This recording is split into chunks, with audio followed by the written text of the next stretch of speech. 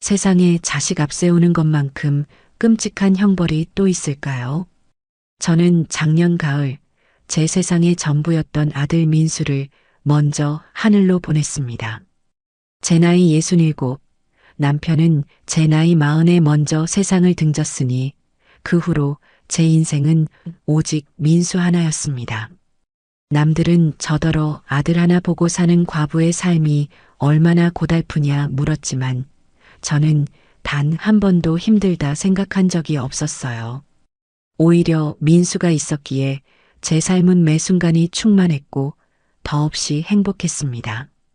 착하게 잘 자라준 아들은 번듯한 회사에 취직했고 어여쁜 며느리 김은혜를 데려와 제게 손주 우준이까지 안겨주었지요. 저는 이제 죽어도 여한이 없겠다. 남은 생은 우리 아들 내외와 손주 재롱 보는 낙으로 평화롭게 살다 가면 족하겠다. 가리 생각했습니다. 그날 그 끔찍한 전화 한 통이 걸려오기 전까지는요.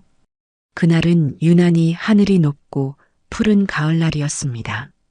저는 거실에서 며느리와 함께 손주 우준이의 겨울옷을 정리하고 있었어요. 어머님, 우리 우준이 작년에 입던 옷이 다 작네요. 어쩜 이렇게 쑥쑥 크는지 몰라요. 은혜는 작아진 옷들을 보며 사랑스럽다는 듯 웃었고 저는 그런 며느리가 참 예쁘고 고마웠습니다.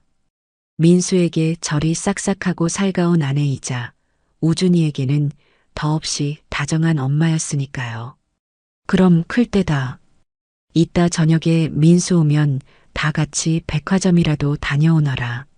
내가 우리 강아지 따뜻한 옷 한 벌 사줘야지. 제 말에 은혜는 환하게 웃으며 정말요? 어머님 최고. 라며 제 어깨를 주물렀습니다. 그렇게 평화롭던 오후 집안을 찢는 듯한 전화벨 소리가 울렸습니다. 모르는 번호였어요. 조민수 씨 보호자 되십니까? 차갑고 건조한 남자의 목소리. 심장이 쿵 하고 바닥으로 떨어지는 것 같았습니다.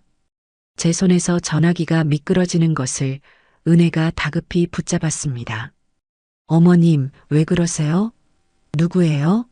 저는 아무 말도 할 수 없었어요. 귀에서는 교통사고, 위독, 대학병원 응급실 같은 단어들만 맴돌았습니다. 정신을 차렸을 땐 이미 병원 응급실 앞이었고 제 앞에는 하얀 천에 덮인 아들이 누워 있었습니다. 30분 전까지만 해도 저녁 메뉴를 묻던 아들이 싸늘한 주검이 되어 돌아온 것입니다. 세상이 무너져 내렸습니다. 은혜는 그 자리에 실신했고 저는 목 놓아 울 기력조차 없이 그저 아들의 얼굴만 쓸어만졌습니다. 차갑게 식어버린 아들의 뺨을 만지며 저는 제 영혼의 절반이 함께 죽어버렸음을 직감했습니다. 장례식장은 눈물바다였습니다.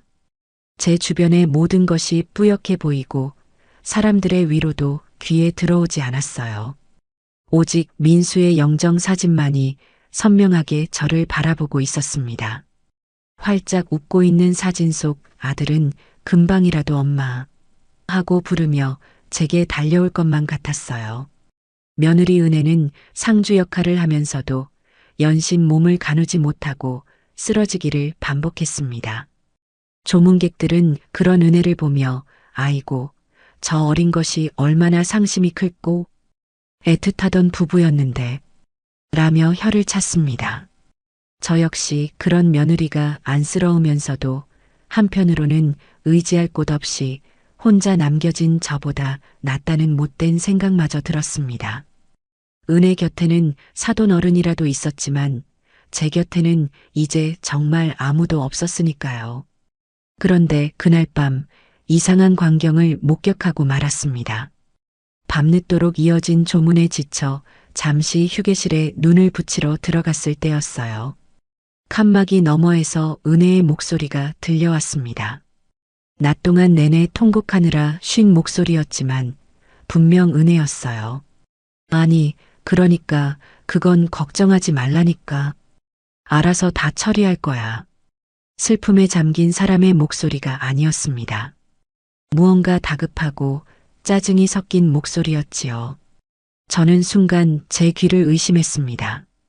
남편 잃은 슬픔에 경황이 없어 헛것을 들었으려니 그리 생각했어요.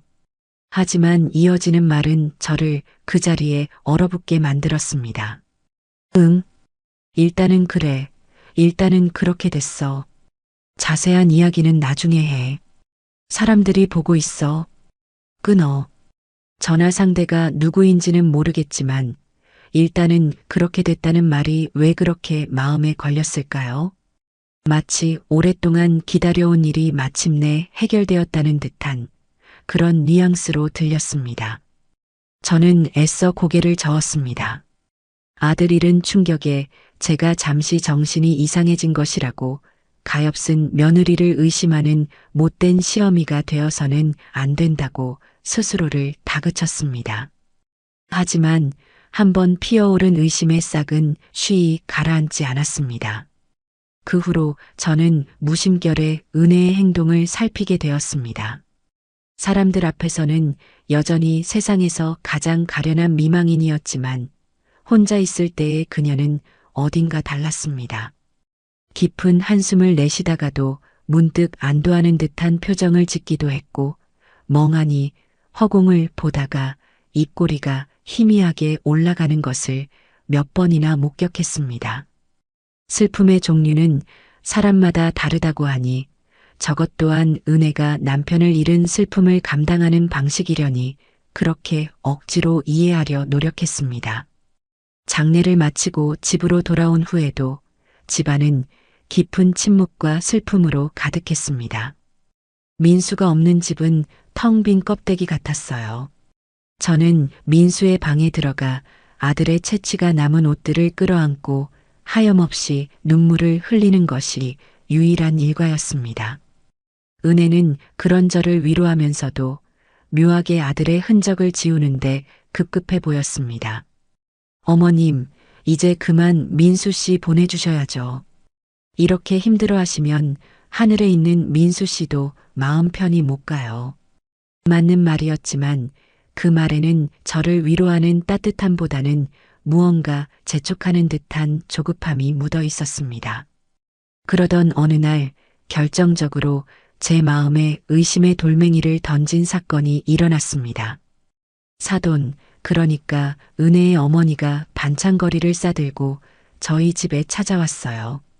사돈은 제 손을 잡고 함께 울어주며 저를 위로했습니다. 사부인, 기운 내셔요. 이제 우리 은혜랑 우준이 생각해서라도 사부인이 강해지셔야죠. 저는 고개를 끄덕이며 고마움을 표했습니다. 한참 이야기를 나누던 중 사돈이 우준이를 위해 가져온 간식이라며 호두가 잔뜩 박힌 강정을 꺼냈습니다.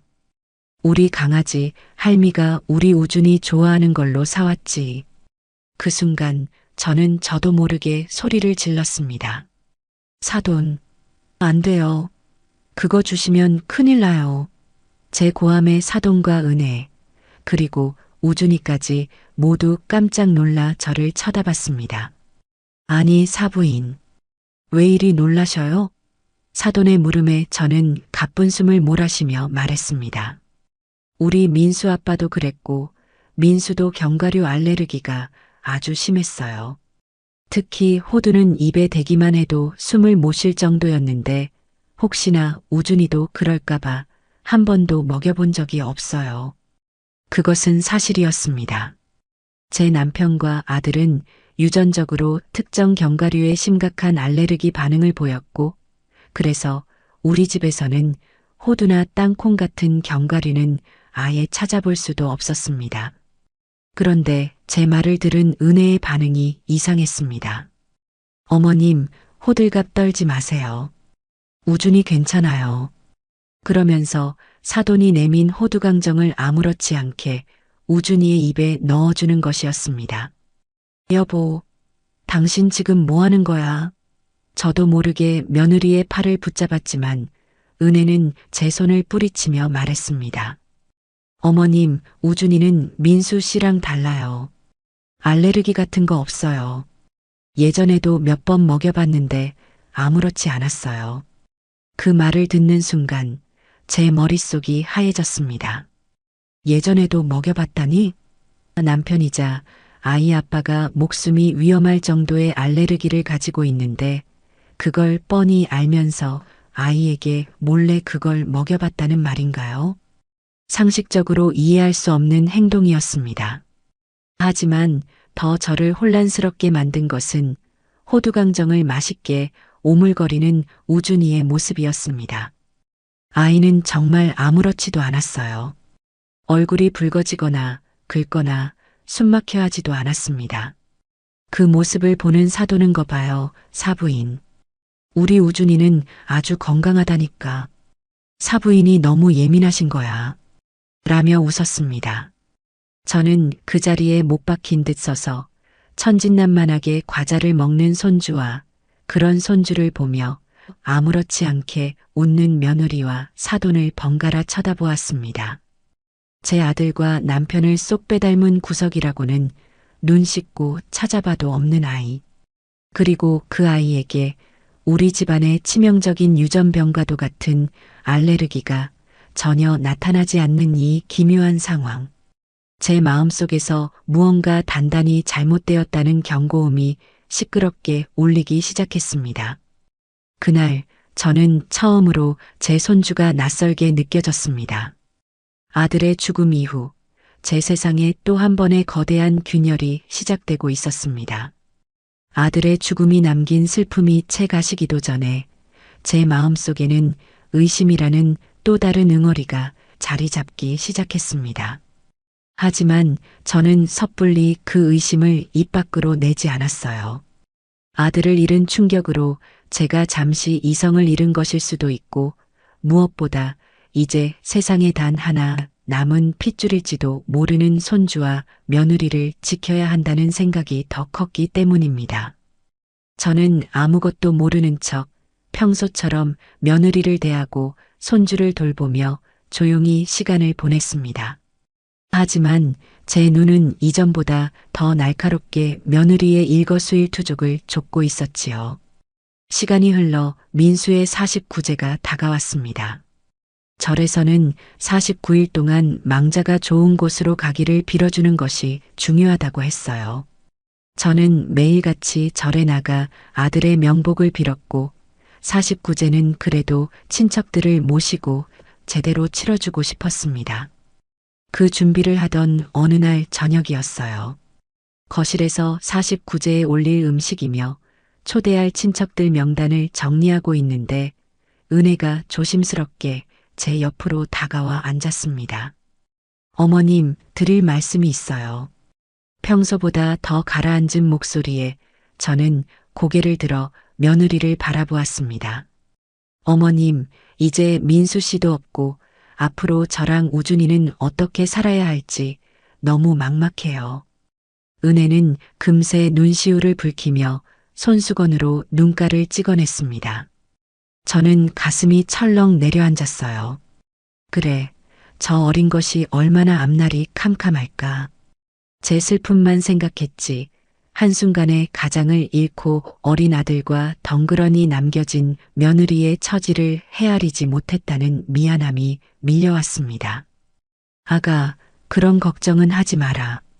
이 시어미가 살아있는 한 너랑 우준이 고생시키는 일은 절대 없을 것이다. 민수가 남겨놓은 것도 있고 내게도 모아둔 돈이 있으니 우리 셋이 어떻게든 살아갈 수 있을 거야. 저는 진심으로 며느리를 위로하며 등을 토닥였습니다. 그런데 제 위로에 은혜는 고개를 저으며 더욱 서럽게 울기 시작했어요. 어머님, 그게 아니고요. 민수 씨 앞으로 되어 있는 것들을 이제는 정리를 해야 하지 않을까 해서요. 저는 순간 제 귀를 의심했습니다. 정리라니? 뭘 정리한다는 말이냐? 제 물음에 은혜는 우물쭈물하며 말을 이었습니다. 민수 씨 명의로 된 아파트도 그렇고 또 민수 씨가 들어놓은 생명보험금도 그렇고요. 제가 듣기로는 사망신고하고 빨리 처리하지 않으면 나중에 복잡해진다고 하더라고요. 다 우준이 장래를 위해서라도 어머님께서 허락해 주시면 제가 알아서. 저는 그 말을 듣는 순간 머리를 한 대 세게 얻어맞은 듯한 충격을 받았습니다. 남편의 49제가 코앞인데 제사상에 올릴 음식 걱정은커녕 남편 명의의 재산과 보험금을 정리할 생각을 하고 있었다니. 아무리 앞날이 막막해도 어떻게 죽은 남편의 온기가 채 가시지도 않은 집에서 돈 이야기를 먼저 꺼낼 수 있을까요? 슬픔보다 계산이 앞서는 며느리의 모습에 등골이 서늘해졌습니다. 그건 49제 끝나고 천천히 이야기해도 늦지 않다. 저는 차갑게 말하고 자리에서 일어났습니다. 제 단호한 태도에 은혜는 당황한 기색이 역력했지만 이내 다시 눈물을 글썽이며 죄송해요, 어머님. 제가 너무 경솔했어요. 다 우준이 걱정에 마음이 급해서라며 변명했습니다. 하지만 그 변명은 더 이상 제 귀에 들리지 않았습니다. 제 마음속에서 며느리에 대한 마지막 믿음과 연민이 산산조각 나는 소리가 들렸어요. 며칠 뒤 제 의심을 확신으로 바꿔버린 결정적인 사건이 터지고야 말았습니다. 우준이가 동네 놀이터에서 놀다가 넘어져 무릎이 조금 찢어지는 사고가 있었어요. 피가 꽤 많이 나서 저는 깜짝 놀라 아이를 업고 동네 병원 응급실로 달려갔습니다. 다행히 상처는 깊지 않아 몇 반을 꿰매는 것으로 치료는 간단히 끝났습니다. 아이가 놀랐을까봐 꼭 안아주고 있는데 치료를 마친 의사 선생님이 저에게 다가와 말했습니다. 할머니, 아이 혈액형 알고 계세요? 갑작스러운 물음에 저는 고개를 저었습니다. 아니요, 아직 어려서 피검사 같은 걸 해본 적이 없어서요. 의사 선생님은 차트를 보며 무심하게 말했습니다. AB형이네요. 혹시 모르니 이번 기회에 알아두시는 게 좋을 것 같아서요. AB형. 그 말을 듣는 순간 제 심장이 멈추는 것 같았습니다. 제 머릿속에서 수십 개의 퍼즐 조각이 미친 듯이 맞춰지기 시작했습니다. 저와 제 남편은 둘 다 O형이었고, 그래서 아들 민수도 당연히 O형이었습니다. 그리고 제가 알기로 며느리 은혜는 A형이었어요. 선생님, 혹시 O형 아빠랑 A형 엄마 사이에서 AB형 아이가 태어날 수도 있나요? 제 목소리는 저도 모르게 떨리고 있었습니다. 의사 선생님은 제 질문이 이상하다는 듯 저를 쳐다보더니 아주 명확하고 단호하게 말했습니다. 그럴 가능성은 전혀 없습니다, 할머님. 혈액형 유전 법칙상 O형과 A형 부모 사이에서는 A형 또는 O형 자녀만 태어날 수 있습니다. AB형은 절대 나올 수 없어요. 의사의 말이 끝나자마자 세상의 모든 소리가 사라졌습니다. 응급실의 소음, 아이의 칭얼거림, 간호사들의 분주한 발걸음 소리까지 아무것도 들리지 않았어요. 오직 절대 나올 수 없다는 의사의 목소리만이 제 뇌리를 반복해서 맴돌았습니다. 그동안 저를 괴롭혔던 모든 의심들이 거대한 확신이 되어 제 심장을 짓눌렀습니다. 며느리의 기묘한 통화, 견과류 알레르기, 그리고 재산에 대한 집착까지 이 모든 것이 하나의 진실을 가리키고 있었습니다. 우준이는 내 아들의 아이가 아니다. 저는 어떻게 아이를 데리고 집으로 돌아왔는지 기억나지 않습니다. 정신을 차렸을 때 저는 텅 빈 거실에 멍하니 앉아 있었습니다.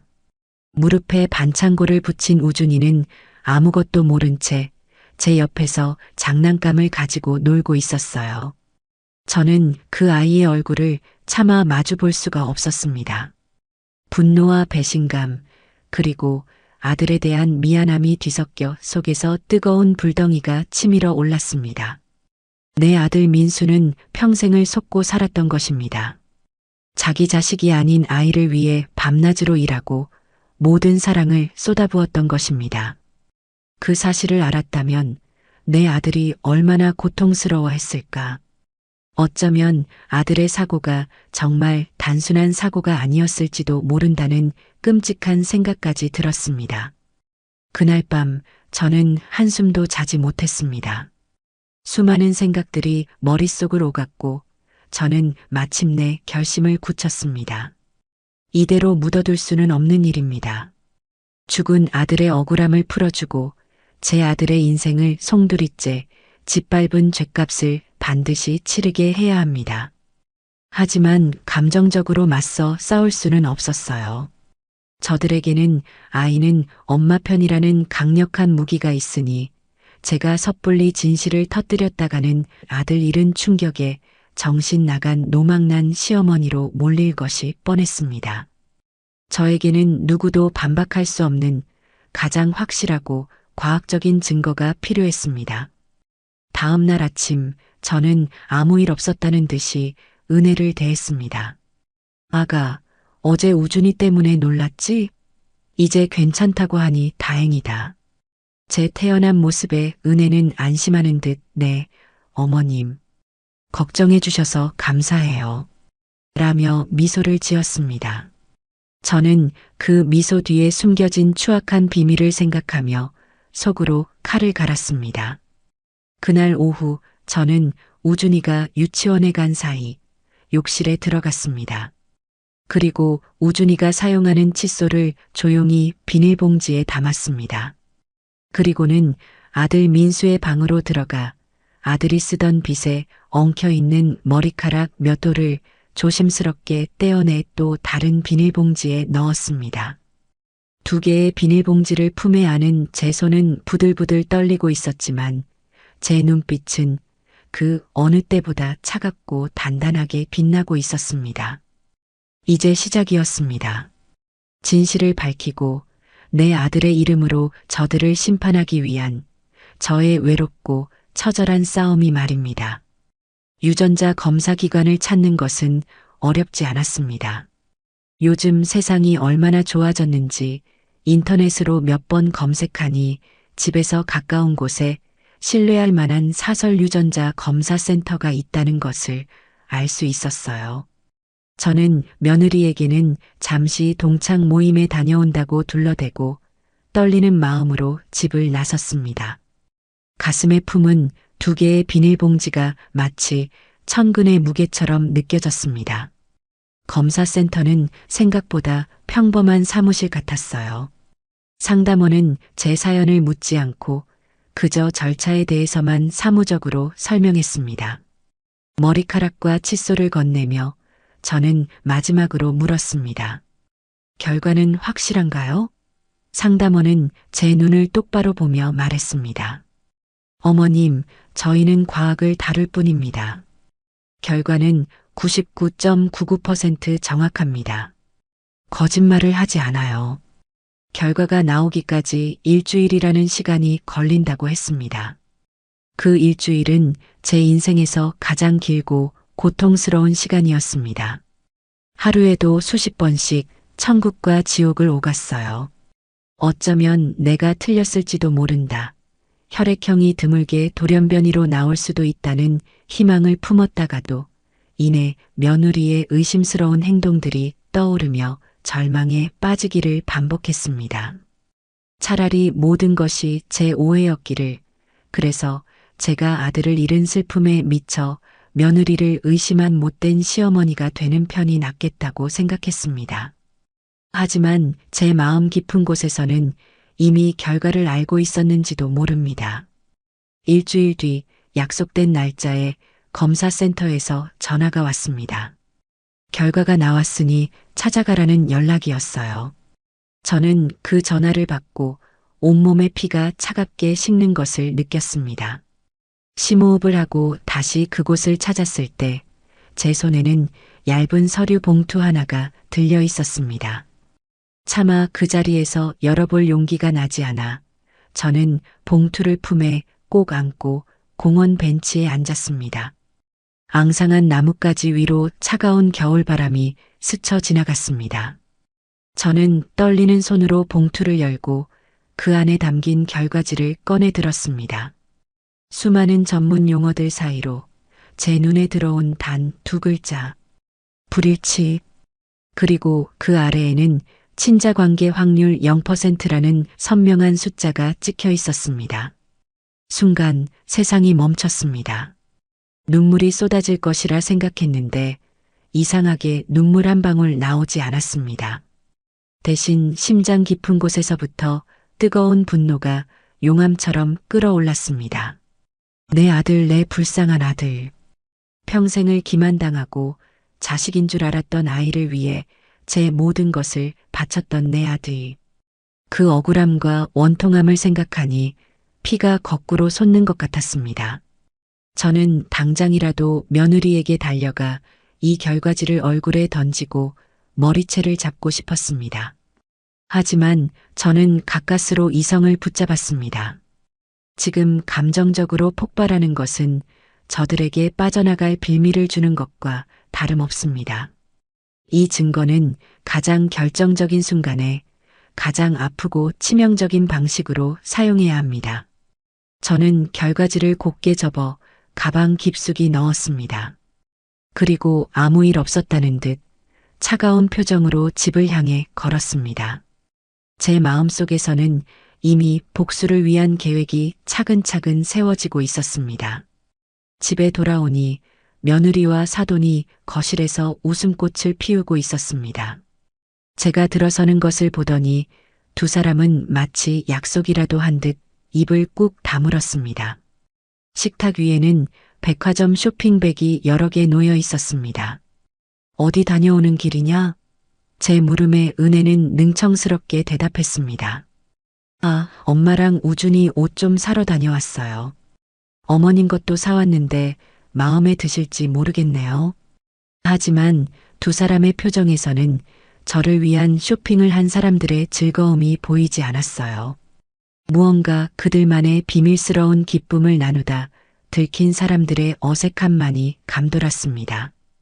그날 밤 저는 잠든 척하며 두 사람이 나누는 대화를 엿들었습니다. 은혜는 안방에서 누군가와 통화를 하고 있었고 그 목소리는 제 방까지 희미하게 들려왔습니다. 응, 엄마. 걱정 마. 그 할망구, 아니 어머님은 아직 아무것도 몰라. 그냥 아들 잃은 충격에 정신이 오락가락하는 것 같아. 할망구라는 말에 제 주먹이 부들부들 떨렸지만 저는 숨을 죽이고 다음 말을 기다렸습니다. 응. 아파트 명의랑 보험금 조금만 더 구슬리면 다 넘어올 것 같아. 변호사 말로는 손주가 있는 이상 법적으로도 내가 무조건 유리하대. 그 늙은이가 버텨봤자 소용없어. 어차피 우준이가 다 물려받을 건데 뭐. 그 말을 듣는 순간 저는 이 모든 것이 처음부터 철저하게 계획된 사기극이었음을 깨달았습니다. 아들의 죽음마저도 저들에게는 재산을 차지하기 위한 하나의 과정에 불과했던 것입니다.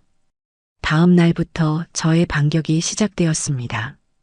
저는 평생 아끼고 모아두었던 쌈짓돈을 모두 찾아 시내에서 가장 유능하고 냉철하기로 소문난 변호사를 찾아갔습니다. 그리고 변호사에게 유전자 검사 결과지를 보여주며 그동안의 모든 이야기를 털어놓았습니다.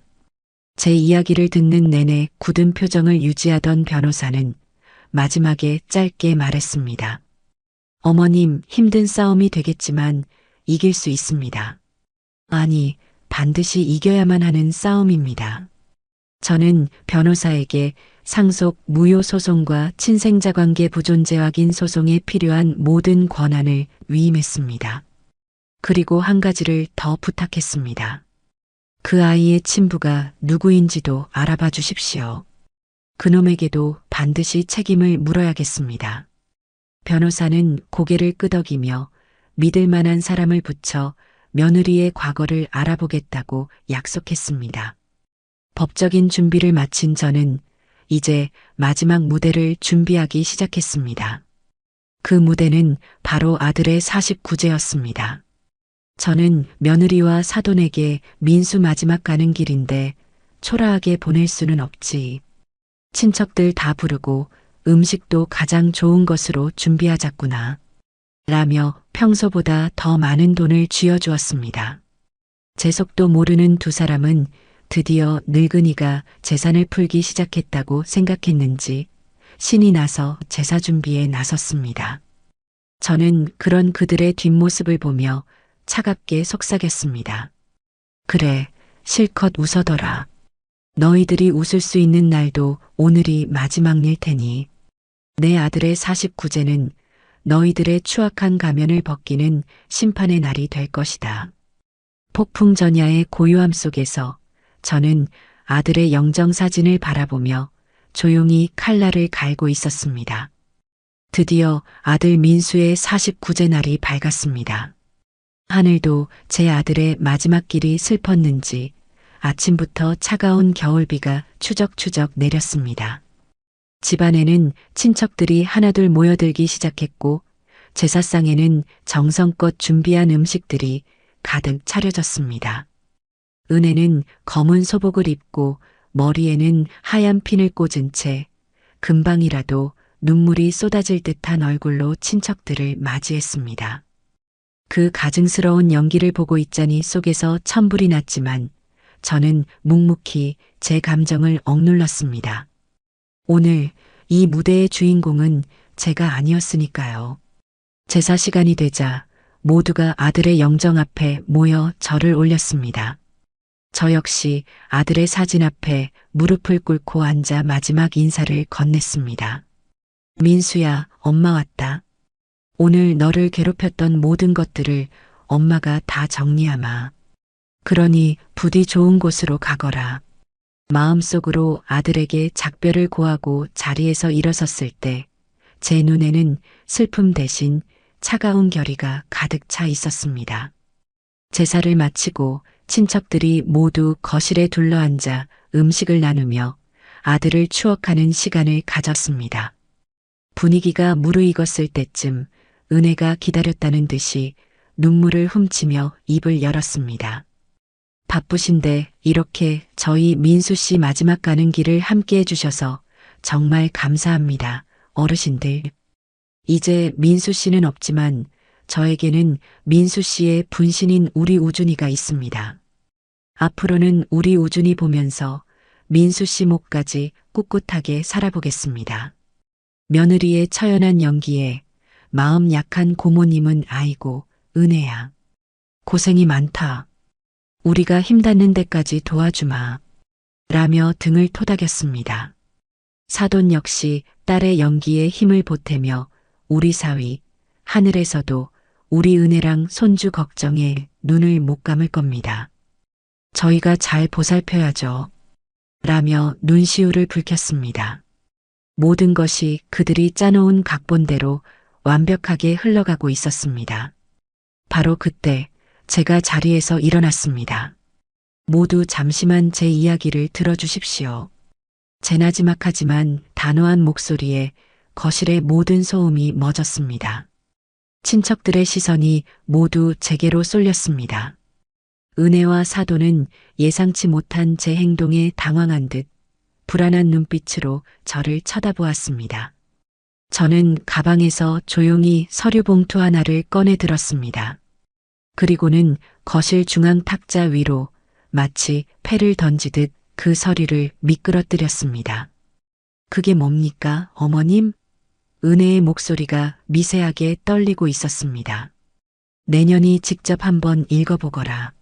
내가 그토록 민수의 분신이라고 부르는 아이의 정체가 무엇인지 그 안에 아주 상세히 적혀 있으니. 제 말에 가장 먼저 반응한 것은 사돈이었습니다. 아니, 사부인. 오늘이 어떤 날인데 이런 험한 물건을 내미셔요. 우리 사위 49제 날에 이게 무슨 경우 없는 행동이세요. 사돈이 소리치며 서류를 가로채려 했지만 저보다 먼저 아들의 사촌형, 그러니까 제 조카가 서류를 집어들었습니다. 조카는 서류의 제목을 보더니 얼굴이 하얗게 질렸습니다. 숙모님, 이게 대체 조카의 말에 다른 친척들도 웅성거리며 서류 주위로 모여들었습니다. 이윽고 서류의 내용, 친자관계 확률 0%라는 글자를 확인한 친척들의 입에서는 경악의 탄성이 터져 나왔습니다. 거실은 순식간에 아수라장이 되었습니다. 이게 어떻게 된 일이냐? 우준이가 민수 아들이 아니라고? 말도 안 돼. 여기저기서 고성과 질문이 터져 나왔습니다. 모든 시선이 쏠리자 은혜는 얼굴이 새하얗게 질린 채 부들부들 떨며 소리쳤습니다. 거짓말이야. 이건 다 조작된 거야. 어머님이 아들 잃은 충격에 정신이 나가셔서 날 모함하는 거라고요. 며느리는 되려 저를 정신 나간 노인으로 몰아가며 상황을 벗어나려 발버둥 쳤습니다. 사돈 역시 딸의 옆에서 맞아요. 우리 사위 죽고 나니 이제 며느리랑 손주까지 내쫓으려는 수작이야. 이 독한 시어머니 라며 저를 향해 손가락질했습니다. 두 모녀의 뻔뻔한 연기에 몇몇 친척들이 잠시 흔들리는 듯 했습니다. 저는 그 순간을 놓치지 않고 제 마지막 카드를 꺼내 들었습니다. 저는 눈물을 흘리며 하지만 그 누구보다 또렷한 목소리로 외쳤습니다. 내가 미쳤다고? 그래, 내가 미쳤다. 내 아들을 잃었는데 어느 어미가 제정신일 수 있겠느냐. 하지만 하늘이 무너져도 절대 변하지 않는 진실이 있다. 내 아들 민수는 O형이고 며느리 너는 A형이다. 그런데 어떻게 두 사람 사이에서 AB형인 우준이가 태어날 수 있단 말이냐. 의사에게 직접 확인까지 했다. 이것도 내가 미쳐서 만들어낸 거짓말이더냐. 혈액형 이야기까지 나오자 거실의 공기는 완전히 얼어붙었습니다. 더 이상 저를 미친 노인 취급하는 사람은 없었습니다. 모든 친척들의 눈빛은 경악과 분노, 그리고 며느리를 향한 경멸로 바뀌어 갔습니다. 은혜와 사돈은 더 이상 아무런 변명도 하지 못했습니다. 그들의 얼굴에는 패배감과 공포만이 서려 있었습니다. 저는 마지막으로 차갑게 식어버린 제사상을 한번, 그리고 아들의 영정 사진을 한번 바라보았습니다. 그리고는 며느리와 사돈을 똑바로 노려보며 제 인생을 건 선전포고를 했습니다. 똑똑히 들어라. 내 아들 조민수의 이름으로 남겨진 재산은 먼지 한 톨, 단 1원도 너희 같은 것들에게 줄 수 없다. 그리고 나는 내 아들을 기만하고 죽음으로 몰고 간 그 대가를 반드시 치르게 할 것이다. 우준이의 친부를 찾아내 너희 모녀와 함께 지옥의 불구덩이로 끌고 들어갈 것이다. 그러니 각오 단단히 하거라. 이제부터 시작이니까. 제 선언을 끝으로 아들의 49제는 끝이 났습니다. 그것은 망자를 위한 제사이자 살아남은 자들을 향한 처절한 심판의 시작을 알리는 의식이었습니다. 제가 던진 진실이라는 폭탄에 친척들은 경악과 분노를 감추지 못했고 며느리 김은혜와 사돈의 얼굴은 잿빛으로 변해버렸지요. 그들은 더 이상 제사상 앞에 앉아있을 염치도 없었는지 아니면 저와 한 공간에 있는 것조차 견딜 수 없었는지 친척들의 경멸 어린 시선을 받으며 도망치듯 집을 빠져나갔습니다.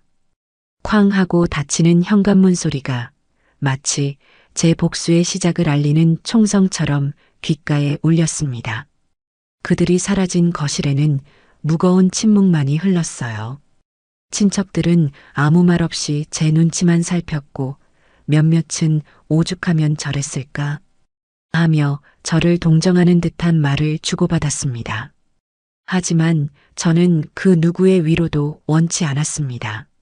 지금 제게 필요한 것은 동정이 아니라 제 아들의 억울함을 풀어줄 차가운 이성과 시간뿐이었으니까요. 다음 날 아침 저는 변호사 사무실을 찾았습니다. 변호사는 밤새 제게서 연락이 오기를 기다렸다는 듯 피곤한 기색 없이 저를 맞아주었죠. 어머님, 예상대로 일이 커졌습니다. 이제 상대방도 가만히 있지는 않을 겁니다. 그의 말대로였습니다. 제가 사무실에 도착하기 무섭게 변호사의 휴대전화로 은혜 측 변호사라며 연락이 왔다고 합니다. 내용은 굳이 듣지 않아도 뻔했지요. 아들 잃은 슬픔에 정신이 온전치 못한 시어머니가 망상에 사로잡혀 선량한 며느리를 모함하고 있다는 것. 그리고 저를 상속 재산을 독차지하려는 파렴치한으로 몰아가며 법적 대응을 운운했다는 겁니다. 잘 됐습니다. 저들이 먼저 움직여주니 오히려 일이 쉬워졌어요. 변호사는 차갑게 웃으며 말했습니다. 그리고는 곧바로 법원에 친생자관계 부존재 확인 소송과 상속회복 청구 소송을 동시에 접수했습니다. 이제는 돌이킬 수 없는 싸움이 시작된 것이지요. 아니나 다를까 그날 오후부터 제게는 온갖 비난의 화살이 쏟아지기 시작했습니다. 은혜는 자신이 활동하던 지역 인터넷 맘카페에 눈물로 쓴 장문의 글을 올렸습니다. 남편을 잃은 슬픔도 가시지 않았는데 하나뿐인 아들마저 빼앗으려는 시어머니의 만행을 고발합니다. 라는 자극적인 제목의 글이었어요. 그 글에서 은혜는 저를 희대의 악녀로 묘사했습니다. 평생 아들만 알고 살아온 독한 시어머니가 아들이 죽자마자 며느리와 손주를 길거리로 내쫓기 위해 혈안이 되었다는 겁니다. 유전자 검사 결과는 제가 돈으로 조작한 것이며 혈액형 이야기는 제가 노망이 들어 헛소리를 하는 것이라고 주장했습니다. 심지어 아들 민수가 살아생전 저의 등살에 못 이겨 힘들어했다는 새빨간 거짓말까지 덧붙여 놓았더군요. 그 글에는 수백 개의 댓글이 달렸습니다. 요즘 세상에 저런 시어머니가 있다니 정말 끔찍하네요. 힘내세요, 은혜님. 아가를 위해서라도 절대 지지 마세요. 법이 정의를 보여줄 겁니다. 제 얼굴도 사정도 모르는 사람들은 순식간에 은혜의 편이 되어 저를 손가락질했습니다. 평생을 정직하게 살아온 제 이름에 하루아침에 악독한 시어머니라는 주홍 글씨가 새겨진 것입니다. 여기저기서 전화가 빗발쳤습니다. 사실관계를 확인하려는 친척들, 저를 비난하는 익명의 전화들까지. 저는 그 모든 연락을 차단하고 묵묵히 제 할 일을 했습니다. 세상이 저를 욕해도 상관없었어요. 진실은 변하지 않으니까요. 그 시각 변호사가 추천해준 흥신소 직원 박 실장이라는 사람이 저를 찾아왔습니다. 그는 전직 형사 출신답게 말수는 적었지만 눈빛이 매처럼 날카로운 사람이었죠. 저는 박 실장에게 은혜의 사진과 제가 알고 있는 모든 정보를 넘겨주었습니다. 김은혜라는 여자의 과거를 샅샅이 뒤져주세요. 대학 시절부터 결혼 전 직장 생활까지. 그리고 지금 누구와 연락하고 만나는지, 돈은 어디에 쓰는지, 아주 사소한 것 하나까지도 놓치지 말아주세요. 특히 우준이의 친부로 추정되는 남자를 반드시 찾아내야 합니다.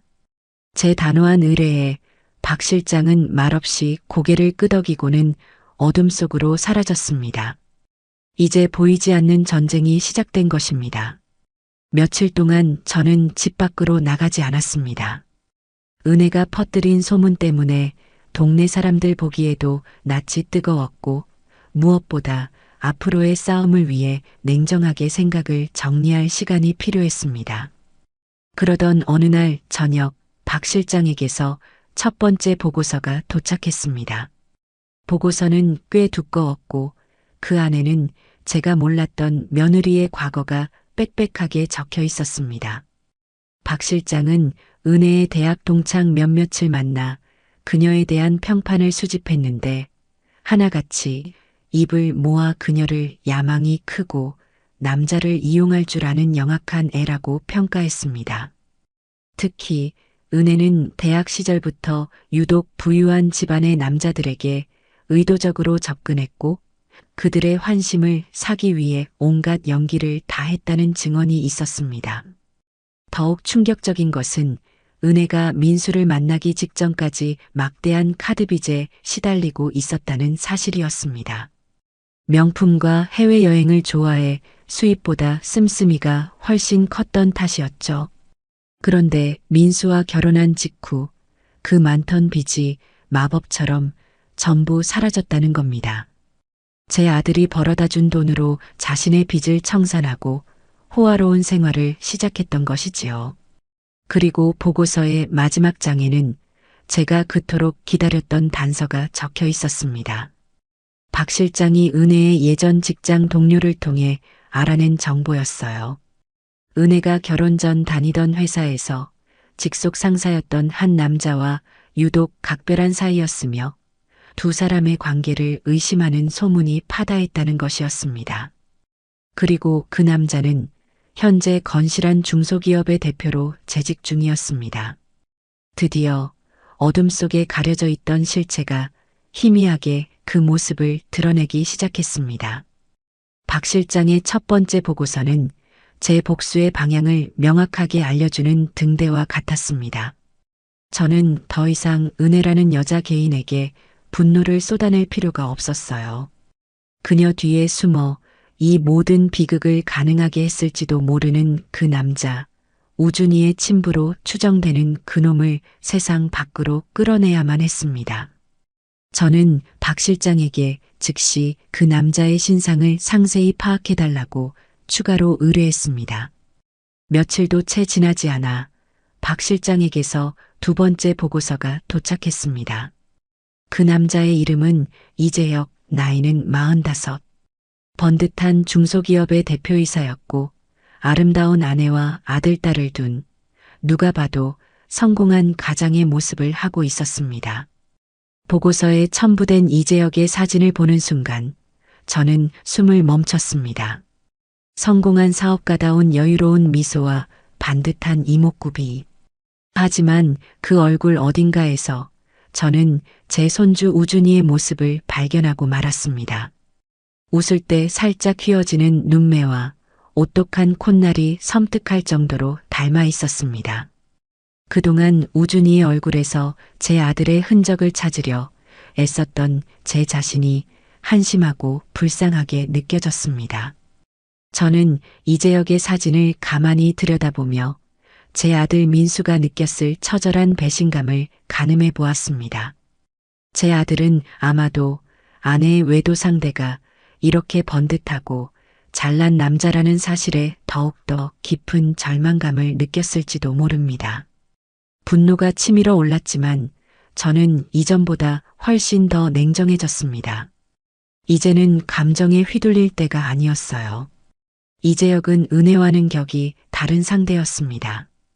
그는 사회적 지위와 명예, 그리고 지켜야 할 가정이 있는 남자였지요. 그 말은 즉 그에게는 잃을 것이 아주 많다는 뜻이었습니다. 저는 변호사와 함께 이재혁을 무너뜨릴 가장 효과적인 방법을 논의하기 시작했습니다. 변호사는 당장 친자 확인 소송을 걸어 법적으로 책임을 묻는 것이 정석이라고 말했습니다. 하지만 저는 고개를 저었어요. 아니요. 그렇게 쉽게 법의 심판대에 세우면 저놈은 분명 유능한 변호사를 사서 어떻게든 빠져나가려 할 겁니다. 돈으로 양육비를 주고 입을 씻으려 하겠지요. 저는 그런 것을 원하지 않습니다. 제가 원하는 것은 돈이 아니었습니다. 저는 그가 가진 모든 것을 스스로의 손으로 무너뜨리는 모습을 보고 싶었어요.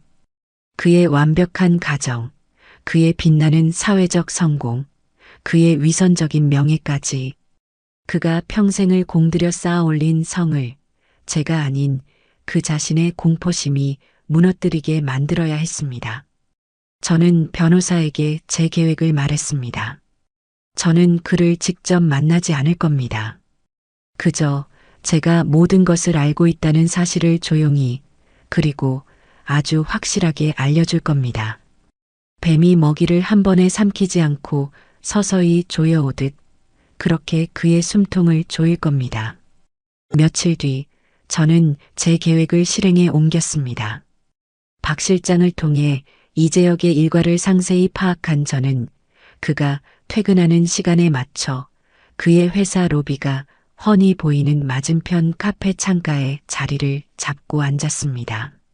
화려한 정장을 입은 직원들이 분주하게 오가는 로비는 평생 시장과 집만 오가며 살아온 제게는 완전히 다른 세상처럼 느껴졌습니다. 하지만 저는 조금도 위축되지 않았어요. 제 등 뒤에는 억울하게 죽은 제 아들이 버티고 서 있었으니까요. 약속된 시간이 되자 검은색 고급 세단 한 대가 회사 정문 앞에 멈춰 섰고 잠시 후 이재혁이 비서의 수행을 받으며 건물 밖으로 나왔습니다. 저는 아무 말 없이 그저 창밖의 그를 뚫어지게 쳐다보았습니다. 처음에는 저를 알아보지 못하던 그의 시선이 잠시 후 제게 고정되었습니다. 처음 보는 늙은 여자가 왜 자신을 저토록 강렬하게 쳐다보는지 의아해하는 눈치였습니다. 저는 그와 눈이 마주치자 아주 희미하게 하지만 그가 분명히 알아볼 수 있도록 고개를 까딱였습니다. 그 순간 이재혁의 얼굴에서 여유로운 미소가 사라졌습니다. 그의 얼굴에 스쳐 지나간 것은 당혹감과 아주 미세한 불안감이었습니다. 그는 황급히 차에 올라탔고 차는 순식간에 제 시야에서 사라졌습니다. 저는 그날 이후로 매일 같은 시간, 같은 장소에 나가 그를 지켜보았습니다. 아무 말도 아무런 행동도 하지 않았습니다. 그저 죽은 아들의 원혼이라도 된 것처럼 그의 퇴근길을 묵묵히 지켜볼 뿐이었습니다. 하루, 이틀, 사흘. 시간이 지날수록 이재혁의 얼굴은 눈에 띄게 수척해졌습니다. 그는 이제 회사 밖으로 나올 때마다 저를 먼저 찾았고 제 시선을 확인하고 나서야 공포에 질린 얼굴로 허둥지둥 차에 올라탔습니다. 정체를 알 수 없는 늙은 여자의 집요한 시선이 그에게는 그 어떤 협박보다 더한 공포로 다가오고 있었던 것입니다. 그의 완벽했던 일상에 제가 던진 작은 돌멩이가 일으킨 균열이 서서히 번져나가고 있었습니다.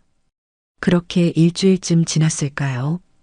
박 실장에게서 연락이 왔습니다. 이재혁이 은밀하게 흥신소를 고용해 제 뒷조사를 시작했다는 것이었습니다. 드디어 뱀이 제 미끼를 물기 시작한 것입니다.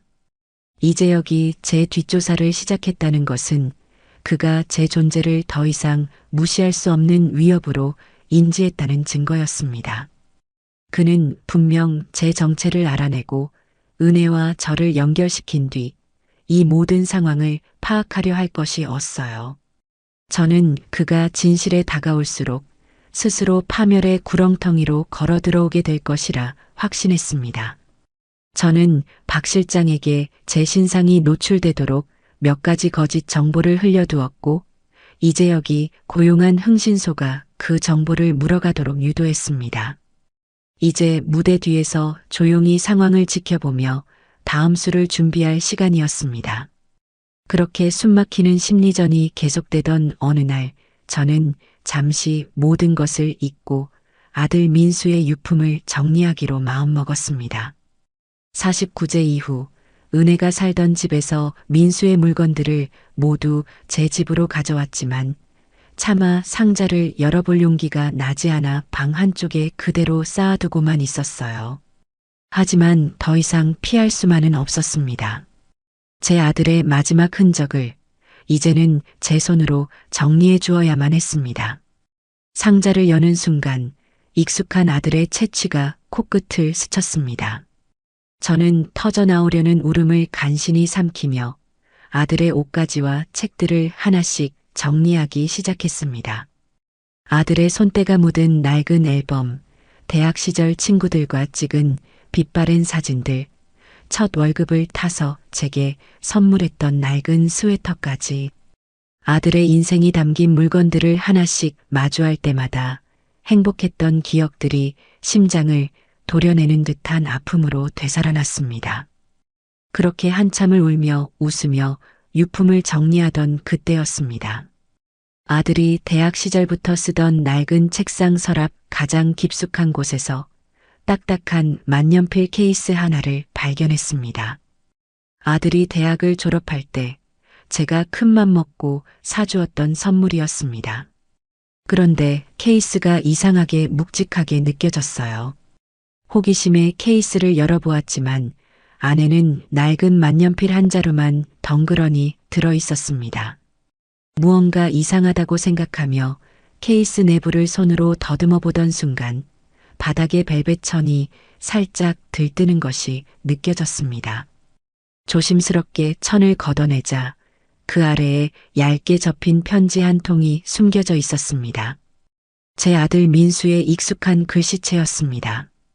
심장이 쿵 하고 내려앉았습니다. 이것은 단순한 편지가 아니었습니다. 아들이 세상에 남긴 마지막 유서이자 이 모든 비극의 진실이 담긴 절규였습니다. 저는 떨리는 손으로 편지를 펼쳤습니다. 편지는 사랑하는 엄마에게라는 문장으로 시작되었습니다. 엄마, 이 편지를 읽고 계실 때쯤이면 저는 아마 엄마 곁에 없겠지요. 불효자식을 용서하세요. 지난 몇 달간 저는 지옥 속을 살았습니다. 제가 세상에서 가장 사랑했던 아내, 은혜가 저를 배신했다는 사실을 알게 되었습니다. 우연히 은혜의 핸드폰에서 다른 남자와 주고받은 메시지를 보게 되었습니다. 처음에는 실수이겠거니 오해이겠거니 스스로를 속였습니다. 하지만 한번 시작된 의심은 제 영혼을 갉아먹었습니다. 그리고 저는 알아버렸습니다. 제가 아빠라고 부르며 제 모든 것을 바쳐 사랑했던 우리 우준이가 제 아이가 아닐지도 모른다는 끔찍한 진실을요.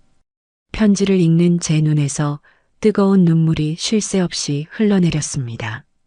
아들은 모든 것을 알고 있었습니다.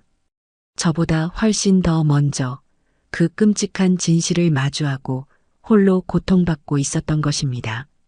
엄마, 저는 모든 것을 정리하려고 합니다. 오늘 은혜를 만나 모든 것을 확인하고 끝을 낼 생각입니다. 더 이상 이렇게 거짓된 삶을 살아갈 자신이 없습니다. 하지만 너무 두렵습니다. 만약 우준이가 정말 제 아이가 아니라면 저는 남은 인생을 어떻게 살아가야 할까요? 제가 쌓아 올린 모든 것이 한순간에 무너져 내리는 기분입니다. 엄마에게만큼은 이런 약한 모습을 보이고 싶지 않았는데 죄송해요. 만약 저에게 무슨 일이 생긴다면 너무 슬퍼하지 마세요. 그저 못난 아들이 잠시 먼 길을 떠났다고 생각해 주세요. 엄마, 평생 감사했습니다. 그리고 사랑합니다. 편지의 마지막 문장을 읽고 저는 그 자리에 무너져 내렸습니다.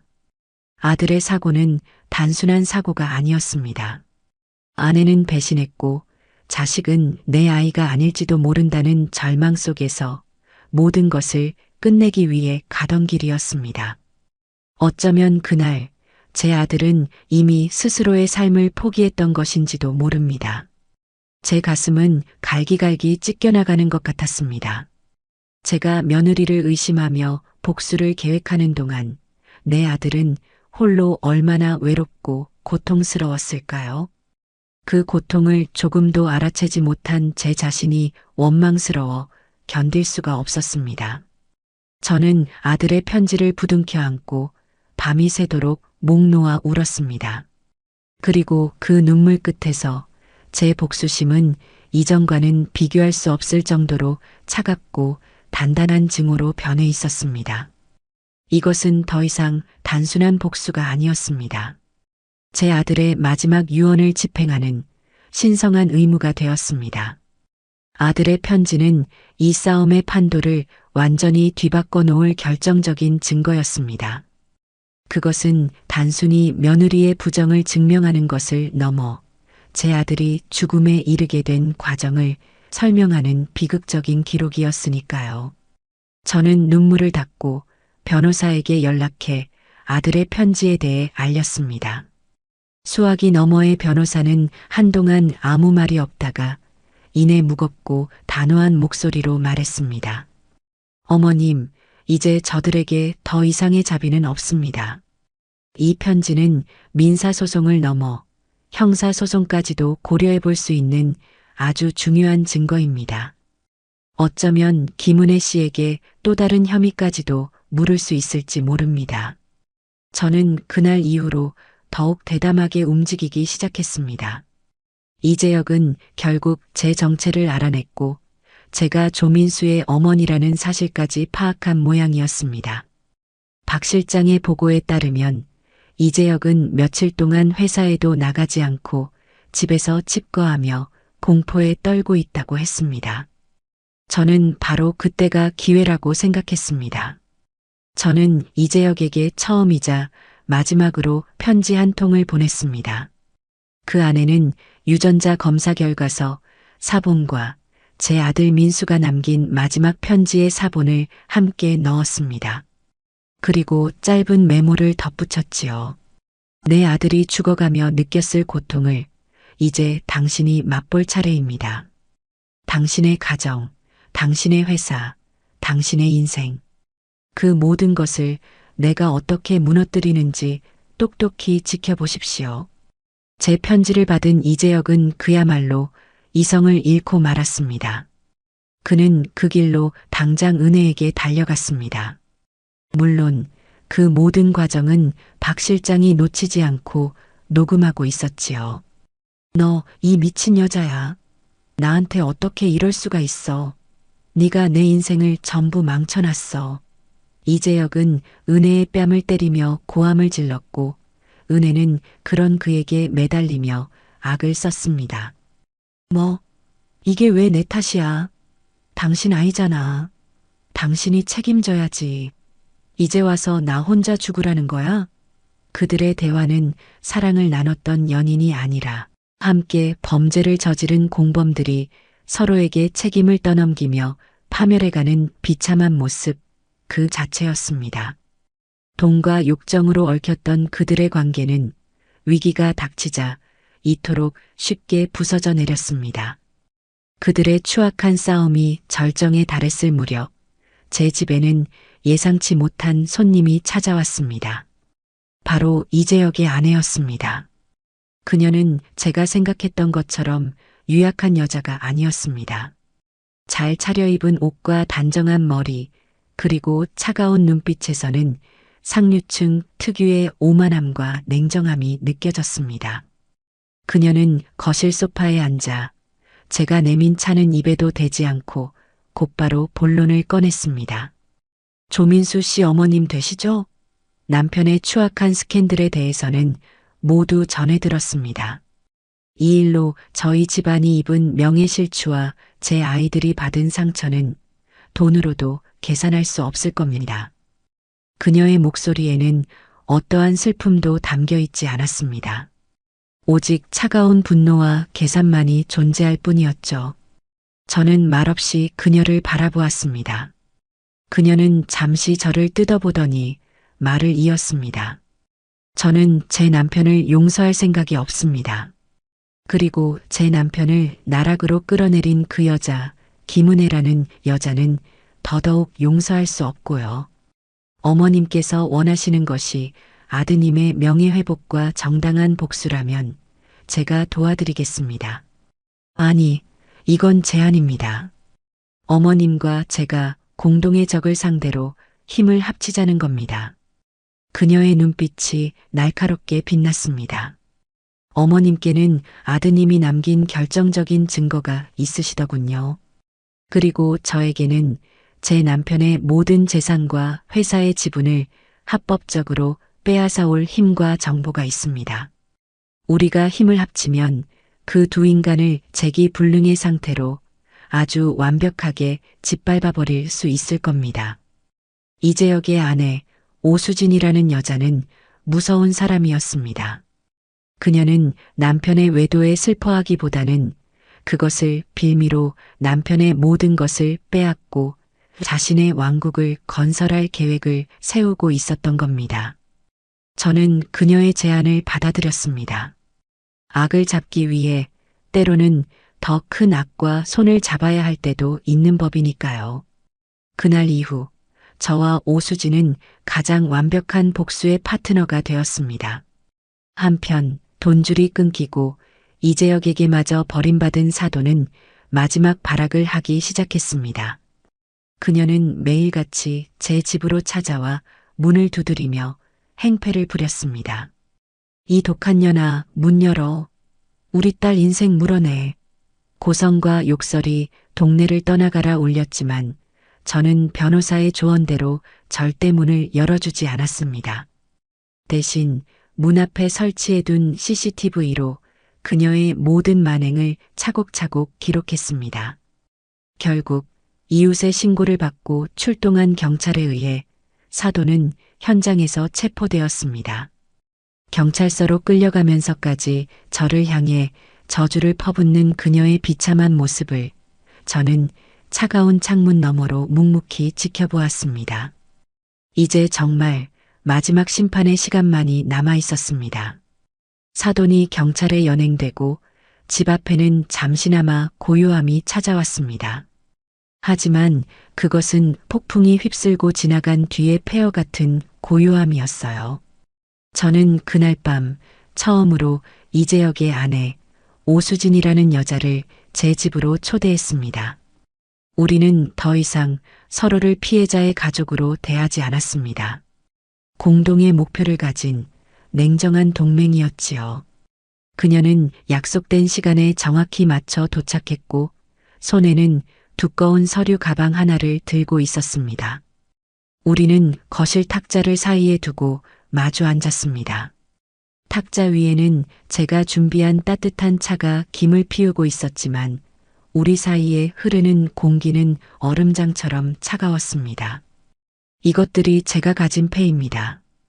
오수진은 서류 가방을 열어 그 안에 있던 자료들을 탁자 위에 펼쳐 놓았습니다. 거기에는 이재혁의 수년간의 카드 사용 내역, 은밀한 통화 기록, 그리고 그가 회사 공금을 횡령하여 김은혜에게 고가의 선물을 사주거나 생활비를 대준 정황이 담긴 회계 자료까지 들어 있었습니다.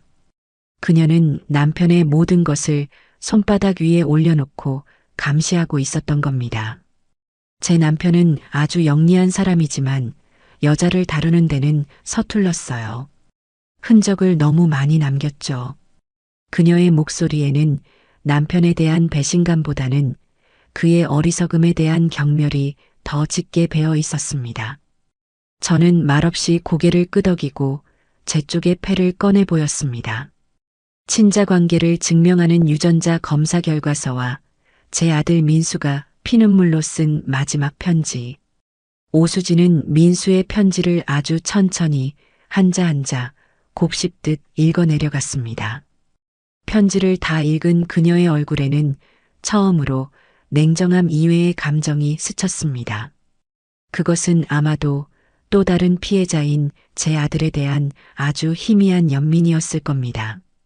이 편지 정말 마음이 아프군요. 어머님의 아드님은 정말 선량한 피해자였습니다.